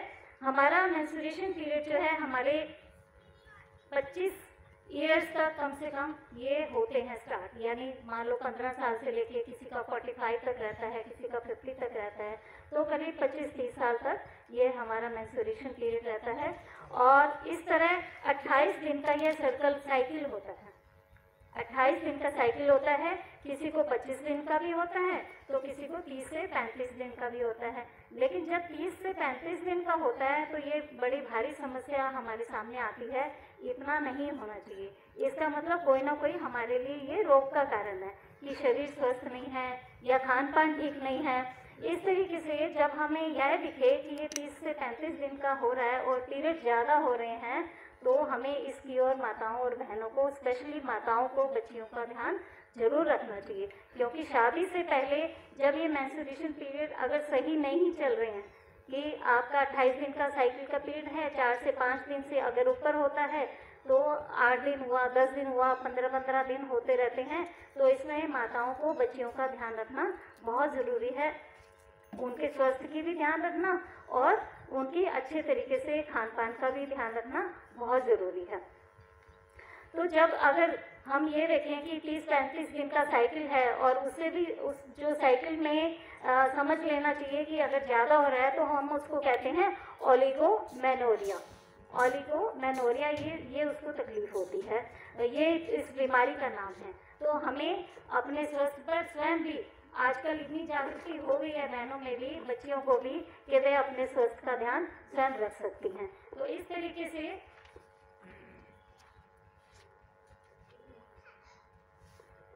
थोड़ा सा जानकारी मैं और दे देती हूँ। हमारी जो शुद्ध जो रक्त है, उसकी जो हमारा हृदय से जो शुद्ध रक्त जाता है, ओटा नाम की जो हमारा आर्टरीज हैं, उनसे हमारा जो ब्लड है वो हर सेल तक पहुंचता है। सभी को मालूम है कि हर एक सेल तक हमारी जो शरीर की कोशिकाएं हैं एक एक सेल से बनी हुई हैं। जैसे कि मकान है, एक एक ईंट से बना होता है और पूरी की पूरी दीवार और फिर मकान, पूरी बिल्डिंग खड़ी हो जाती है। तो हमारा शरीर भी एक एक सेल से बना हुआ है। तो ये जब आर्टरी से हमारा जो शुद्ध ब्लड है वो हमारी एक एक सेल तक जाता है तो उनको भोजन मिलता है। भोजन में क्या मिला? ऑक्सीजन और ग्लूकोज। तो जब हर एक सेल को ऑक्सीजन और ग्लूकोज मिल गया तो बाकी जो वेस्ट मटेरियल बचता है वो वेस्ट मटेरियल हमारे शरीर से निकलना चाहिए ना, तो वो शरीर से हमारे निकलता है। और दूसरा, जैसे अभी जानकारी आपको दी गई थी कि हमारे जो अंडे हैं, जो हमारा एक वेस्ट मटेरियल होता है, वो जब फूट जाते हैं तो उनमें से जो ब्लीडिंग होती है वो हमारा ऋतुस्राव के रूप में, मासिक चक्र के रूप में हम उसका नाम देते हैं, वो हमारे शरीर के लिए किसी काम का नहीं होता। तो ये वेस्ट मटेरियल में ही आता है, ये हमारे शरीर से हर मंथ बाहर निकल जाता है। तो इस तरीके से ये छोटी छोटी जो क्रियाएं होती हैं हमारे शरीर में, इसका तात्पर्य है कि हमारा शरीर जो है फ्यूचर के लिए तैयार हो रहा है। अब हमारे शरीर में जो टॉक्सिफिकेशन बाहर निकलता है, हमारा ब्लड तो फ्लो कर रहा है ना, तो हमें ये भी जानकारी होनी चाहिए कि ब्लड का एक ही पाथ होता है। यानी जैसे वो आगे आगे जा रहा है, जैसे नदी बहती है, तो नदी बहती हुई मान लो जो उसमें कंकड़ पत्थर आते हैं वो रास्ते में बिछाती हुई चली जाती है, साथ तो नहीं लेकर चलती। तो इसी तरीके से हमारा ब्लड जो है जब फ्लो करता है तो वो वापस बैक नहीं मारता, वो आगे आगे बढ़ता जाता है। तो उसमें से जो टॉक्सिन्स होते हैं वो हमारे शरीर में से बाहर निकलते जाते हैं। तो अभी जैसे मैंने बताया कि जो हमारी एक एंडोमेट्रियम लेयर होती है जो कैपिलरीज से जुड़ी होती है हमारे शरीर में, मैं थोड़ी बहुत जानकारी दे रही हूँ आपको ताकि थोड़ा समझ आ जाए आपको। तो एंडोमेट्रियम लेयर जो हमारे अंडे जो फूटते हैं वो एक्चुअली में एंडोमेट्रियम लेयर में से जो ब्लीडिंग होती है वो वहाँ से हमारे ऋतुस्राव के रूप में बाहर निकलती है। अगर हमारे हार्मोन्स इम्बैलेंस है, यानी एंडोमेट्रियम लेयर अगर मोटी हो जाती है, तो हम कह सकते हैं कि हमारे जो हार्मोन्स हैं इम्बैलेंस होने का ये एक बहुत बड़ा कारण है। यानी जो ब्लड सप्लाई हो रहा है, जो बाहर निकल रहा है, वो बहुत ज़्यादा मात्रा में शरीर का ब्लड बाहर निकल रहा है। तो इस तरीके से जो हार्मोन्स इम्बैलेंस की ये प्रॉब्लम है, हमारे खान पान के साथ साथ हम अभी एक्सरसाइज बताई हैं या आगे पीछे जो हम डेली रूटीन में योगा और एक्सरसाइज करते हैं, तो ये हमारे बहुत बड़े फैक्टर हैं जो हमारे शरीर को स्वस्थ, शुरू से ही अगर बच्चे को इसमें डाला जाए तो बच्चियों का स्वास्थ्य बहुत अच्छा होगा। और ये आने वाली जो प्रॉब्लम्स हैं वो जैसे कभी ब्लीडिंग का ज़्यादा आना या कभी ब्लीडिंग का कम आना, तो ये सभी कारण हमारे ठीक हो सकते हैं। अगर ब्लीडिंग कम होती है, 1-2 दिन हुए या खाली स्पॉट्स आते हैं, तो हमें जान लेना चाहिए कि हमारा जो अंदर का सिस्टम है वो ठीक ढंग से काम नहीं कर रहा। हम अपने सिस्टम को इम्प्रूव करें, आयरन की जो हमारी जो खाने में है आयरन की मात्रा बढ़ा दें, ग्रीन लीफी वेजिटेबल्स बढ़ा दें। तो इस तरीके से जैसे हमारे जो फ्लैक्स सीड्स हैं, सभी को मालूम होगा फ्लैक्स सीड्स जो सभी ने देखे होंगे, उसमें ओमेगा 3 और ओमेगा 6 होता है। तो ये भी हमें अपने शरीर में अपनी डाइट में शामिल करनी चाहिए। तो इस तरीके से ये सारी चीज़ें हमारे शरीर को स्वस्थता प्रदान करती हैं और हमें जो प्रॉब्लम्स आने वाली हैं कि ब्लीडिंग कम हो रही है कि या कभी ज़्यादा हो रही है, तो वह हमारे स्वास्थ्य को ठीक कर सकती है। तो हम कई बार हम डॉक्टर्स के पास जाते हैं और डॉक्टर कहता है जी टेस्ट कराओ, किस चीज़ का टेस्ट कराओ? इसमें दो टेस्ट मेंस्ट्रुअल साइकिल में 2 हार्मोन्स का काम है। एक FSH यानी फॉलिकल स्टिमुलेटिंग हार्मोन्स, और दूसरा है LH लुटिनाइजिंग हार्मोन्स। तो इन दो हमारे जो हार्मोन्स हैं इनका टेस्ट होता है। ये हमारे शरीर से जो पिट्यूटरी ग्लैंड है वहाँ से FSH यानी फॉलिकल स्टिमुलेटिंग हार्मोन्स निकलता है। पिट्यूटरी ग्लैंड से ये हार्मोन्स निकलते हैं जो ओवरी में पहुंचकर एक बैग तैयार करते हैं, तो जिसे हम फॉलिकल बैग भी कहते हैं। तो इस तरीके से जो ये 2 टेस्ट तभी कराए जाते हैं जब हमारे शरीर में हार्मोन्स इम्बैलेंस का कारण हमें दिखता है या डॉक्टर हमें कहता है कि आप इस चीज़ का टेस्ट कराओ, या कई बच्चियाँ कंसीव नहीं कर पाती। तो यही 2 फैक्टर हैं जो हमारे कोई ना कोई रोग का कारण बनते हैं।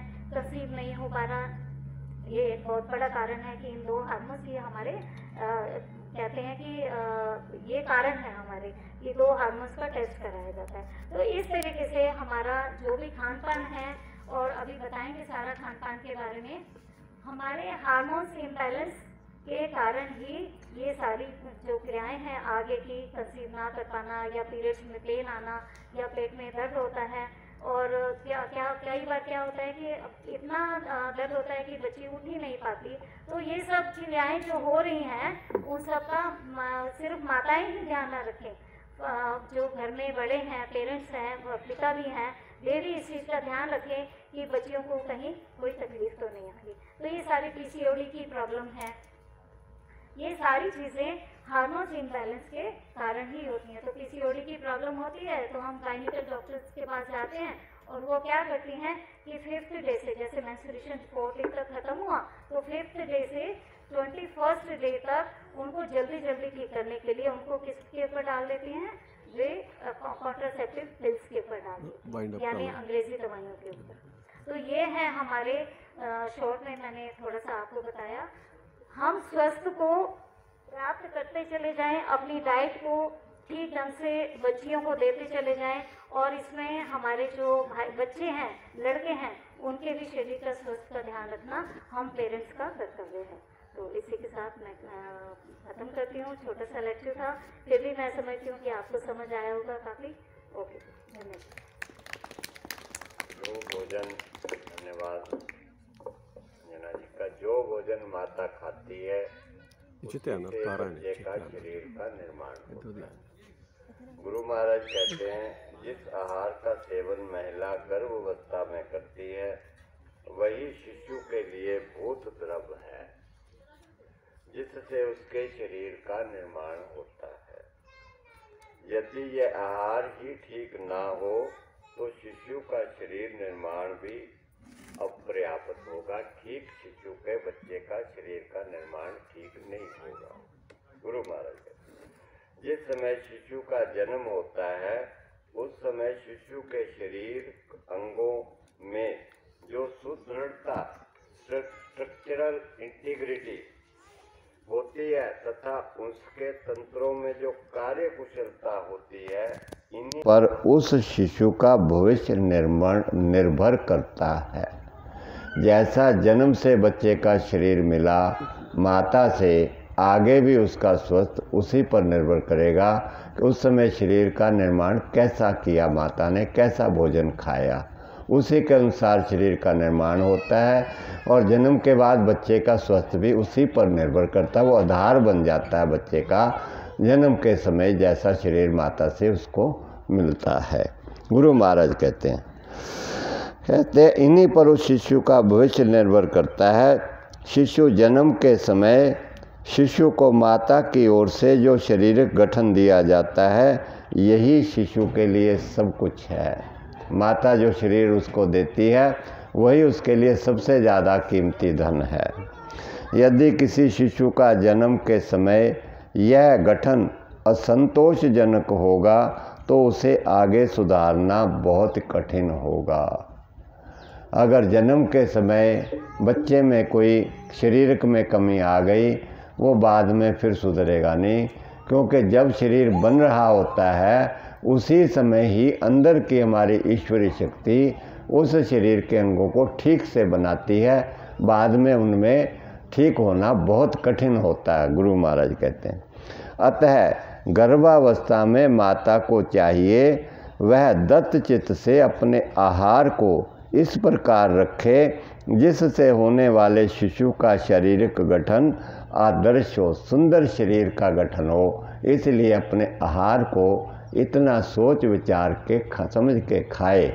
ये नहीं है जो आया चल रहा है, चाय भी चल रही है, बिस्कुट भी चल रहे हैं, मांस भी चल रहे हैं, अंडे भी चल रहे हैं, कोल्ड ड्रिंक भी चल रही है, कुरकुरे भी चल रहे हैं, ये नहीं। उससे बच्चे के शरीर का गठन ठीक नहीं होगा और उसके बाद फिर बच्चे को भी परेशानी आएंगी, माता को भी परेशानी आएंगी।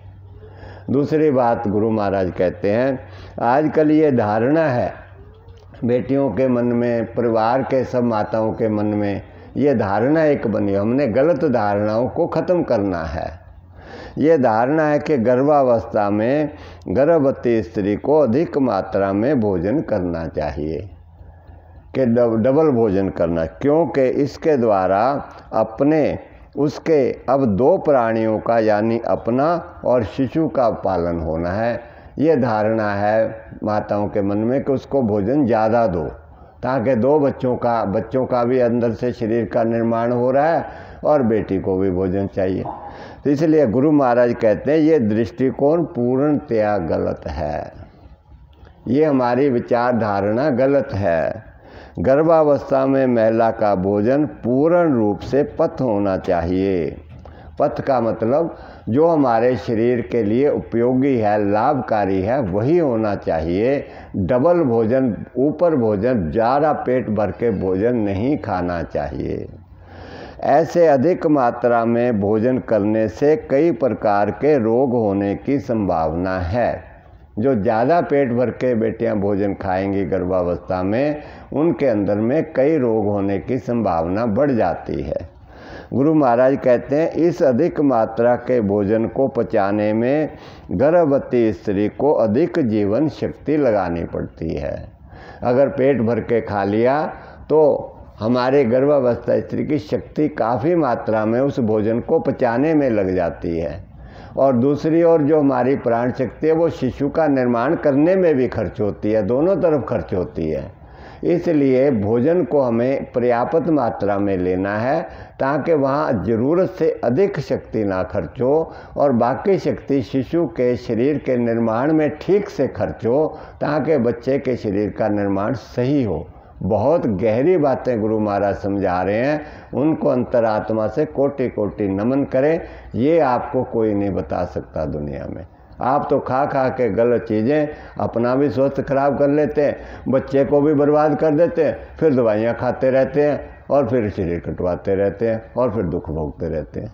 गुरु महाराज बहुत ऊंची बात कहते हैं इससे शरीर से स्त्री को अधिक शक्ति लगानी पड़ती है और इसके शरीर में होने वाली असाधारण क्रिया गर्भस्थ शिशु के शरीर का निर्माण क्रिया बिगड़ सकती है। ज़्यादा भोजन भरने से बच्चे के शरीर को जो निर्माण है वो बिगड़ जाती है क्रिया, वहाँ शक्ति कम रह जाती है निर्माण करने के लिए, बिगड़ सकती है। अतः गर्भावस्था में ऐसा समझना कि अब एक के बजाय दो के लिए भोजन करना चाहिए, ये धारणाएं गलत हैं। इस दिमाग को गलत को निकालो। बहुत बेटियों के माताओं के मन में ये धारणाएं, वो ज़्यादा खाती हैं, कि बच्चा अंदर बन रहा है ना, इसलिए उसको भी भोजन चाहिए और मुझे भी, और खा खा के गलत वो अपने आप को और बच्चे को रोगी कर लेते हैं। फिर गुरु महाराज कहते हैं चाय, कॉफ़ी, कोला, तंबाकू आदि उत्तेजक पदार्थों का प्रयोग गर्भवती स्त्री के लिए पूर्णतः वर्जित है। एक ओर से ऐसे पदार्थ महिला के स्वास्थ्य स्तर पर बुरा प्रभाव डालेंगे, दूसरी ओर इनसे महिला के स्तन ग्रंथियों की कार्यकुशलता बिगड़कर शिशु के स्वास्थ्य पर बहुत बुरा प्रभाव डालेगी। चाय, कॉफ़ी, कोला, तंबाकू, उत्तेजक पदार्थ जितने भी हैं वो हमारी माता की स्तन ग्रंथियों को दूध में और बच्चे के स्वास्थ्य पर बहुत बुरा प्रभाव डालती है। हम तो समझते ही नहीं चाय को क्या बुरी चीज़ है। माता चाय पीती रहती हैं, बिस्कुट खाती रहती हैं, कोल्ड ड्रिंक भी पीती हैं, मिठाइयाँ भी खाती हैं, पता नहीं हमें। अपना भी बर्बाद और बच्चे को भी, अपने होने वाले को बर्बाद। धन को क्या करोगे आप? इस ज्ञान को सीखे सारी बेटियां, माताएं, घर परिवार। अगर आपको ये विद्या ज्ञान मिल गया तो फिर खुशी खुशहाली है फिर सारे। फिर गुरु महाराज आगे कहते हैं यह भी स्मरण रखना है कि इन निकृष्ट वस्तु में होने वाले हानिकारक तत्वों का अंश माँ के दूध में मिलकर शिशु के स्वास्थ्य को शनै शनै गिरा देता है। जो माताएं चाय पीती हैं, कोला पीती हैं, वो दूध में भी चली जाती है जहर, और वो बच्चा जब दूध पीता है तो उसके स्वास्थ्य को भी वो गिरा देती है। बच्चे का स्वास्थ्य भी ठीक नहीं हो पाता, गुरु महाराज कहते हैं। इसलिए गर्भवती को अपनी और शिशु के स्वास्थ्य की रक्षा के लिए इन वस्तुओं से कोसों दूर रहना चाहिए। चाय, कोल्ड ड्रिंक, कॉफ़ी, मैदे की बनी चीज़ों कोसों दूर रहना चाहिए, कोसों दूर। हमने तो घर में भर रखी हैं, हमें तो पता ही नहीं, हम तो रोज़ पीते हैं। माँ को भी पीती है, बच्चों को भी पिलाते, सारे पीते हैं, पता ही नहीं है हमारे को। आटे के अंदर में भी जो मिलों का आटा आता है, सोचते बढ़िया आटा आ रहा है, उसमें भी वो पेस्टिसाइड मिलाते हैं ताकि कीड़ा ना लगे, और वो भी जहर है जो हमारे को खाता है। इसलिए महीना आटा पड़ा रहे उसमें कीड़ा नहीं लगता। हम चक्की का आटा पीसते, एक हफ्ते बाद क्या 5-7 दिन में ही कीड़ा लग जाता है उसको, क्योंकि उसमें कोई पेस्टिसाइड नहीं है और वो चोकर समेत होता है। चोकर को कीड़ा खाता है, उसमें पौष्टिकता है, इसलिए उसको कीड़ा लग जाता है जल्दी। सो बात को ध्यान से समझना है। फिर कहते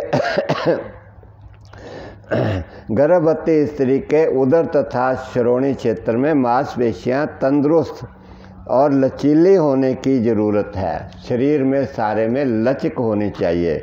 माता अगर सख्त हो जाती है, ये कमर सख्त है, ये सख्त हो जाती है, जैसे अभी बेटियों का माताएं योगासन करती है ना, कमर नहीं मुड़ती है, उनकी सख्त हुई पड़ी है, उनको परेशानी फिर आती है आगे जा कर के। शरीर में लचक बनी हुई होनी चाहिए। कई गर्भावस्था में बेटियों को उल्टी आती है, कईयों को उल्टी लग जाती है। गुरु महाराज कहते हैं उल्टी क्यों लगती है?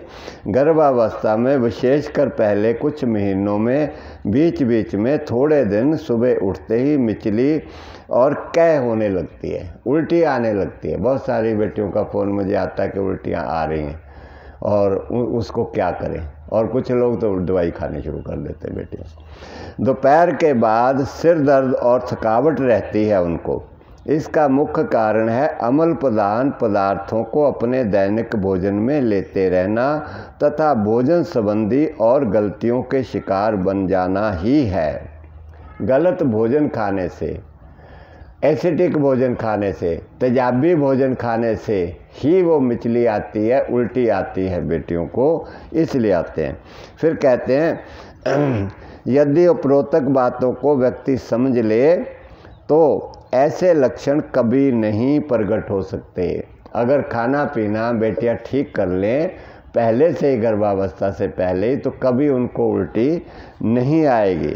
गर्भावस्था में ऐसा होने का एक विशेष कारण यह भी है कि उस स्त्री की जीवन शक्ति उसके शरीर के यथासंभव विजातीय द्रव्यों को निष्कासित करके उसके शरीर की आंतरिक शुद्धि को बढ़ाना चाहती है, ताकि गर्भस्थ शिशु का शरीर निर्माण स्वस्थ वातावरण में सुचारू रूप से होता रहे। क्या बात गुरु महाराज लिखते हैं। कहते हैं जो उल्टी मिचली आती है आपकी भलाई के लिए आती है बेटियों की। क्यों? अंदर में जो तेजाब भरे हुए हैं उसको वो बाहर निकालती है प्राण शक्ति, ताकि वो तेजाब बच्चे के स्वास्थ्य पर बुरा प्रभाव ना डाले। क्या गहरी बात गुरु महाराज ने कहती। हमारे अंदर बुद्धि है इनको समझने की, कैसे समझेंगे? गुरु महाराज कहते हैं जो उल्टी आते हैं अंदर तेजाब बढ़े हुए हैं, जो पहले तुमने गलत चीज़ें खाई हुई हैं, चाय पिया, चाय से तेजाब बढ़ते, मिठाइयों से तेजाब बढ़ते, उस तेजाबों को अंदर से आपकी प्राण शक्ति ईश्वरी बाहर निकालती है कि वो तेजाबों का प्रभाव आपके बच्चे पर ना पड़े। क्या बात गुरु महाराज ने लिखी। हम लोग तो उल्टी ऊपर से जहर खा के, दवाई खा के उल्टियों को रोकते हैं और बच्चे का सत्यानाश गर्भ में कर लेते हैं। क्या करें? कौन समझाए? इस दुनिया समझा भी रहे हैं और समझने वाले ना समझे तो फिर क्या करें? गुरु महाराज ढंडोरा पीट पीट के चले गए दुनिया के लिए, किसी ने समझा किसी ने नहीं समझा। इसलिए ध्यानपूर्वक सारी चीज़ों को समझो क्यों आती है। इसलिए कहते हैं यदि उपरोक्त बातों को व्यक्ति समझ ले तो ऐसे लक्षण कभी कभी प्रकट होने पर किसी प्रकार की चिंता नहीं होगी। अगर बेटियों को ये समझ लग जाए कि मेरे तेजाब बाहर निकल रहे हैं उल्टी आने पे, तो वो चिंतित नहीं होगी। उनको पता होगा कि मेरे अंदर के विकार बाहर निकल रहे हैं, ताकि बच्चे पर उनका बुरा प्रभाव ना पड़े, नहीं होगी। और किसी किस्म की कोई दवाई का प्रयोग करने का मन भी नहीं होगा। जब बेटी को पता लग जाएगा कि मेरे विकार निकल रहे हैं, तो वो दवाई की ओर ध्यान नहीं जाएगा उसको फिर पता वो थोड़ी कह आ रही है तो आने देगी, वो जहर को निकाल देगी और आगे के लिए अल्कलाइन भोजन खाएगी, चाय छोड़ देगी, गलत चीज़ें छोड़ देगी। और जैसे जैसे अंदर से सफाई हो जाएगी वो तेजाब निकल जाएंगे, उल्टी भी बंद हो जाएगी और बच्चे का स्वास्थ्य भी अच्छा होगा। इसलिए कहते हैं बेटी पढ़ाओ बेटी बचाओ का मतलब यही है कि बेटियों को ये शिक्षा होनी चाहिए। ये तो शिक्षा कोई देता नहीं है। वो कह गए हेलो हाय तो पढ़ा दिया, चलो उसकी भी ज़रूरत है, हम ये नहीं कहते उसकी ज़रूरत नहीं, मगर इस ज्ञान के बिना कौन बच्चों को बचाएगा? कौन समाज को बचाएगा? कौन इन बच्चों को बचाएगा? बताओ ज़रा मेरे को। वो तो सुई लगा देते हैं, इंजेक्शन देते हैं, दवाइयाँ दे देते हैं, उससे सत्यानाश और हो रहा है। क्या करें बताओ? गुरु महाराज की बात को समझना है हमने।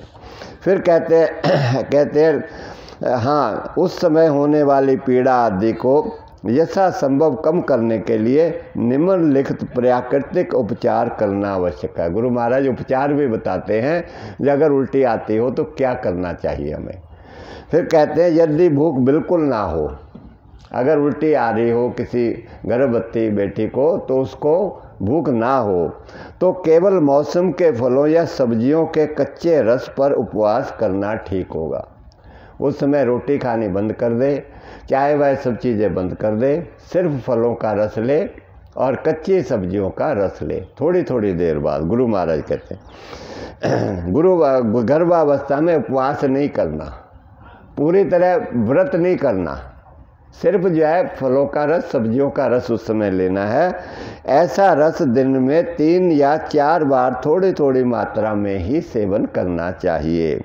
इस प्रकार के आसनोपवास से गर्भवती स्त्री का आंतरिक स्थिति 2-3 दिन के अंदर अंदर सुधर जाएगी, अंदर में सफाई हो जाएगी, फिर बच्चे का निर्माण शरीर ठीक से होगा। वो गंदगी निकल गई, तेजाब निकल गए अंदर से, जो जहर थी खाई हुई बचपन से वो थी वो सारी निकल के सफाई हो गई, अब बच्चे का निर्माण ठीक होगा।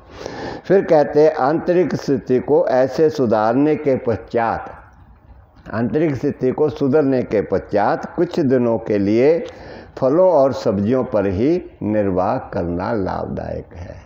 जब उल्टी आनी बंद हो जाए उसके बाद भी कुछ दिनों तक सिर्फ फल ले और सब्जियों का रस ले कुछ दिनों तक, ताकि अच्छी तरह और सुधर जाए।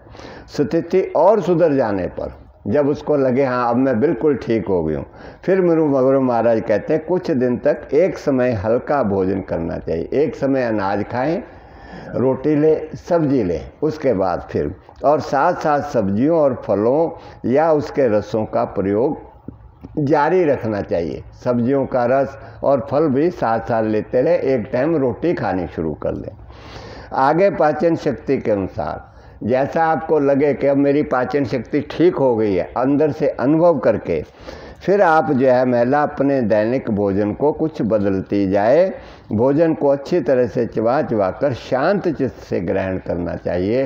फिर 2 टाइम भी भोजन ले सकती है। मन को शांत रख करके अच्छी तरह चबा चबा के भोजन को खाए ताकि उसका रस बने, खून बने और उसी से बच्चे के शरीर का निर्माण हो। उत्तेजना में, भय में, जल्दीबाजी में भोजन ना करे बिल्कुल।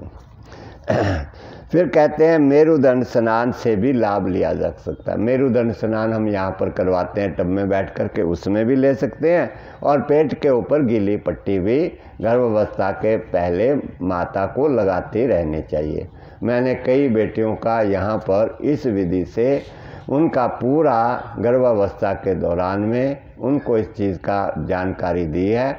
उन बेटियों को बच्चे बिल्कुल पूर्णतः स्वस्थ और खुशहाल हुए और कोई परेशानी उनको नहीं आई। कई दफ़ा आते हैं यहाँ पर बच्चों को लेकर के और बच्चे अब भी स्वस्थ हैं उनके पूर्ण तरीके के साथ। हमने ये सब चीज़ें अभ्यास करके देखा हुआ है। अभी यहाँ पर वो हरिओम जी हैं, उनकी पोती का जन्म हुआ था, बिल्कुल स्वस्थ है। वो बताएंगे भी आकर, कोई ऑपरेशन नहीं हुआ, अभी भी वो बहुत स्वस्थ है। जो यहाँ सेवा करते हैं उधर वो बना रहे होंगे, वो अभी आएंगे तो आपको बता देंगे। मैंने बेटी को बुलाया भी था, वो कहीं चले गए, नहीं तो वो बेटी आके खुद ही बताती है आप। इस प्रकार इसके आगे गुरु महाराज कहते हैं इसके साथ साथ यथाशक्ति काम में जुटे रहना चाहिए। काम को नहीं छोड़ना चाहिए। जितना काम आप कर सकती हैं उतना काम करना चाहिए, बिल्कुल आराम ना करें। फिर कहते हैं पहनने के वस्त्रों की बुनाई भी इस प्रकार की हो जो पहनने वाले की शीलता को सुरक्षित रखे, साथ साथ उसकी त्वचा को हवा से वंचित ना करे।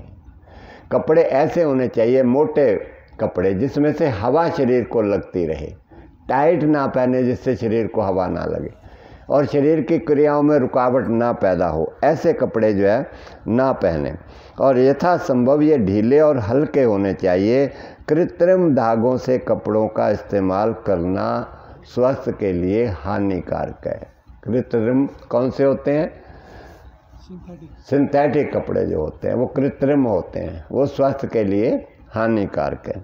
फिर करते हैं सब प्रकार की नशीली चीज़ों का सेवन वर्जित है। सिगरेट आदि के धुएं को भी अपने पास ना आने दें। अगर कोई सिगरेट पीने वाला पास भी बैठा पी रहा है उससे भी दूर रहें, उससे भी बच्चे के ऊपर बुरा प्रभाव पड़ता है। इतना कह दिया। अब हम लोग अब उल्टा अंदर ही डाल लेंगे कोई, तो बच्चा कैसे स्वस्थ होगा बताइए जरा।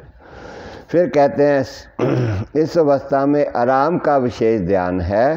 थोड़ा आराम भी रहें, वातावरण को यथासंभव शुद्ध रखें, साफ सुथरे वातावरण हो, शांत वातावरण हो। मन को शांत रखने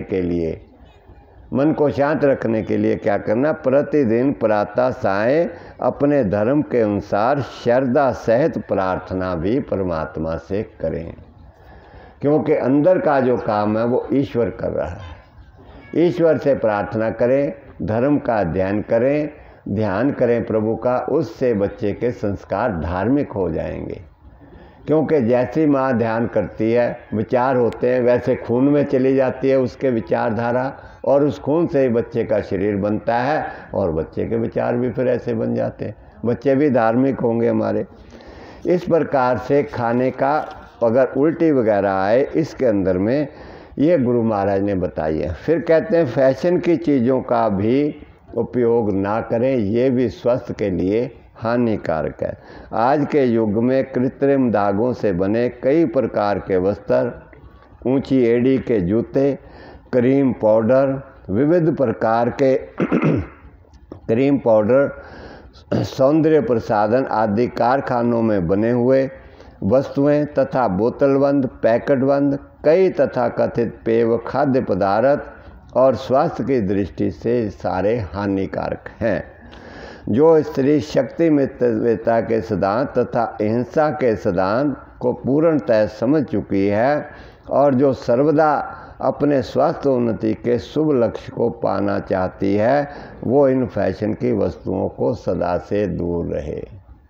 फैशन की चीज़ों का उपयोग ना करें, बिल्कुल भी। गुरु महाराज कहते हैं इनसे स्वास्थ्य का नुकसान होता है। हम लोग सुंदर दिखने के लिए ये सारी चीज़ें करते हैं, लेकिन स्वास्थ्य का नाश कर लेते हैं। हमारी सुंदरता अच्छे स्वास्थ्य में है और सेवा में है। सारे समाज को ऊपर उठाने में हमारी सुंदरता है। सुंदर विचारों से हमारी सुंदरता है। सुंदर कर्म से हमारी सुंदरता है। कपड़े पहनने से सुंदरता नहीं है। गुरु महाराज कहते इसलिए अपने कर्म को अच्छा रखें, अपने समाज को एक संस्कारित संतान दें आप। माँ का बहुत सम्मान है समाज में, धर्म ग्रंथों में हमारे, इसलिए कि माँ जो है एक बच्चे को संस्कारित संतान उत्पन्न करती है जिससे देश धर्म की रक्षा होती है। इसलिए माँ का इतना सम्मान। अगर माँ को इन चीज़ों का नहीं पता, वो माँ जो है शराबी कबाबी बच्चे पैदा करती है, चोर पैदा करती है, डाकू लुटेरे पैदा करती है, रिश्वतखोर हरामखोर बेईमान पैदा करती है, तो उसका कोई सम्मान नहीं, देश समाज को वो नीचे गिराती है। इसलिए जो सारी बातों का गुरु महाराज ने सारा कुछ बताया हुआ है, किसी चीज़ की कमी नहीं छोड़ी है। अब आते हैं बच्चे के गर्भावस्था में। जब बच्चे का जन्म होता है उस समय जो तकलीफ़ें आती हैं, उसके मन में क्या क्या करना चाहिए, कैसे उन तकलीफ़ों से बचें कि ऑपरेशन ना हो, सारी बात को समझ लें अच्छी तरह से। समझने के बाद आप समझ जाएंगे, आपकी सारी तकलीफ़ें दूर हो जाए, कुछ करने की ज़रूरत नहीं पड़ेगी आप। गुरु महाराज कहते हैं जो जो प्रसव काल समीप आ रहा है, बच्चे के जन्म का समय जब जो नीचे आगे नज़दीक आ गया, माँ को पता लग जाता है अब 8वां महीना चल रहा है, 9वां महीना चल रहा है, त्यों तो शिशु का भार भी बढ़ता जाता है, थोड़ा वजन बढ़ जाता है बच्चे का, क्योंकि धीरे धीरे बच्चा डेवलप हो रहा है, पूरा शरीर बन के जब पक्के तैयार होने लगता है 8वें महीने में, 9वें महीने में तो वजन तो बढ़ेगा, ये उसका नेचुरल है। फलस्वरूप गर्भिणी स्त्री के शरीर की कार्य क्षमता कम होती जाती है, इसलिए गर्भावस्था के 8वें महीने से उससे कुछ कम परिश्रम ही करना चाहिए। गुरु महाराज कहते हैं जब 7वें महीने तक तो खूब काम करो, मेहनत करो, 8वें महीने से कुछ काम कम कर दो, क्योंकि वेट बढ़ गया उसके बाद फिर काम होता भी नहीं है, कम होता है। इसलिए कहते कम करो, लेकिन आसन वगैरह करते रहो। ये नहीं कहा बिल्कुल कम कर दो, लेकिन कम कर दो। फिर कहते हैं जिन प्रसव पूर्व व्यायामों का उल्लेख किया गया है, इन व्यायामों को अपनी अपनी शक्ति के अनुसार करते रहना चाहिए। 8वें 9वें महीने तक जो आपको व्यायाम बताए गए हैं, इनको करते रहना चाहिए। बाकी ज़्यादा भार उठाना, घर का ज़्यादा काम करना, उसको थोड़ा कम कर दीजिए 8वें 9वें महीने। अगर आंतों की शुद्धि के लिए ज़रूरत के अनुसार अहिंसक अनीमा का भी सेवन करें। अगर कब्ज रहे, अंदर में मल अंदर में ना निकले बाहर, तो समय समय पर इस अनीमा का भी सेवन कर सकते हैं। इसकी विधि भी इसके अंदर में देगी हुई है। आंतड़ियों में मल रुकना नहीं चाहिए। मल रुकने से भी बच्चे के स्वास्थ्य पर और माता के स्वास्थ्य पर बुरा प्रभाव पड़ता है। अगर भोजन ठीक रखती है माता, जैसे गुरु महाराज ने बताया, तो उसको कब्ज होगी नहीं उसको, और स्वस्थ बच्चे का 1 नंबर का उच्च कोटि का रहेगा, और माता का स्वस्थ भी रहेगा। ऑपरेशन का तो सवाल ही नहीं पैदा होता कि ऑपरेशन हो जाए उसका। फिर गुरु महाराज आगे कहते हैं प्राय गर्भस्थ शिशु के असाधारण वजन से प्रसव के समय कुछ अधिक पीड़ा होने की संभावना है। कई बच्चों का क्या मतलब है गुरु महाराज का कहने का, कहते हैं अगर बच्चे का वजन ज़रूरत से ज़्यादा बढ़ गया तो उस समय प्रसव में ज़्यादा पीड़ा होने की संभावना है। ज़्यादा बढ़ गया, ज़्यादा खाया, माता ने खूब रोटी खाई, दूध घी मक्खन खूब खिलाते हैं उनको ताकि बच्चा तकड़ा हो अंदर, ये धारणा एक गलत है। इससे जो है प्रसव के समय पीड़ा अधिक बढ़ जाती है और ऑपरेशन के चांस बढ़ जाते हैं। बच्चे का वजन ज़्यादा हो जाता है ज़रूरत से, और वो फिर डिलीवरी के समय ज़्यादा कष्ट देता है। इसलिए गुरु महाराज कहते हैं ऐसा नहीं करना चाहिए। इस समय ऐसी पीड़ा होने का एक और कारण हो सकता है, वह है माता के शरीर में विजातीय द्रव्य का अधिक मात्रा में इकट्ठा होना। विजातीय द्रव्य क्या होते हैं? जो शरीर के लिए हानिकारक तत्व हैं, शरीर को नुकसान पहुंचाते हैं, अगर वो शरीर में इकट्ठे हो गए तब भी पीड़ा ज़्यादा होगी, तब भी दर्द ज़्यादा होगा। इसलिए शरीर का शोधन करना बहुत ज़रूरी है। इसलिए बच्चों को शुरू से ही शुद्ध भोजन खाना चाहिए ताकि शरीर में विजातीय द्रव्य इकट्ठे ही ना हो। शुरू से ही बच्चों का स्वास्थ्य का ध्यान रख, चाय बन गई, चलिए, अब चाय बन गई है, थोड़ा चाय आप लीजिएगा, उसके बाद फिर आपको आगे पूरी तरह से इसकी जानकारी देंगे। डिलीवरी के समय कौन सी तकलीफ़ें होती हैं, उनको कैसे ठीक करना है, और जब बच्चे का जन्म हो तो फिर आपको बच्चों को कैसा भोजन देना है, आपको कैसा देना है, ये सारी जानकारी चाय के बाद। थोड़ा रेस्ट भी कर लीजिए। ठीक।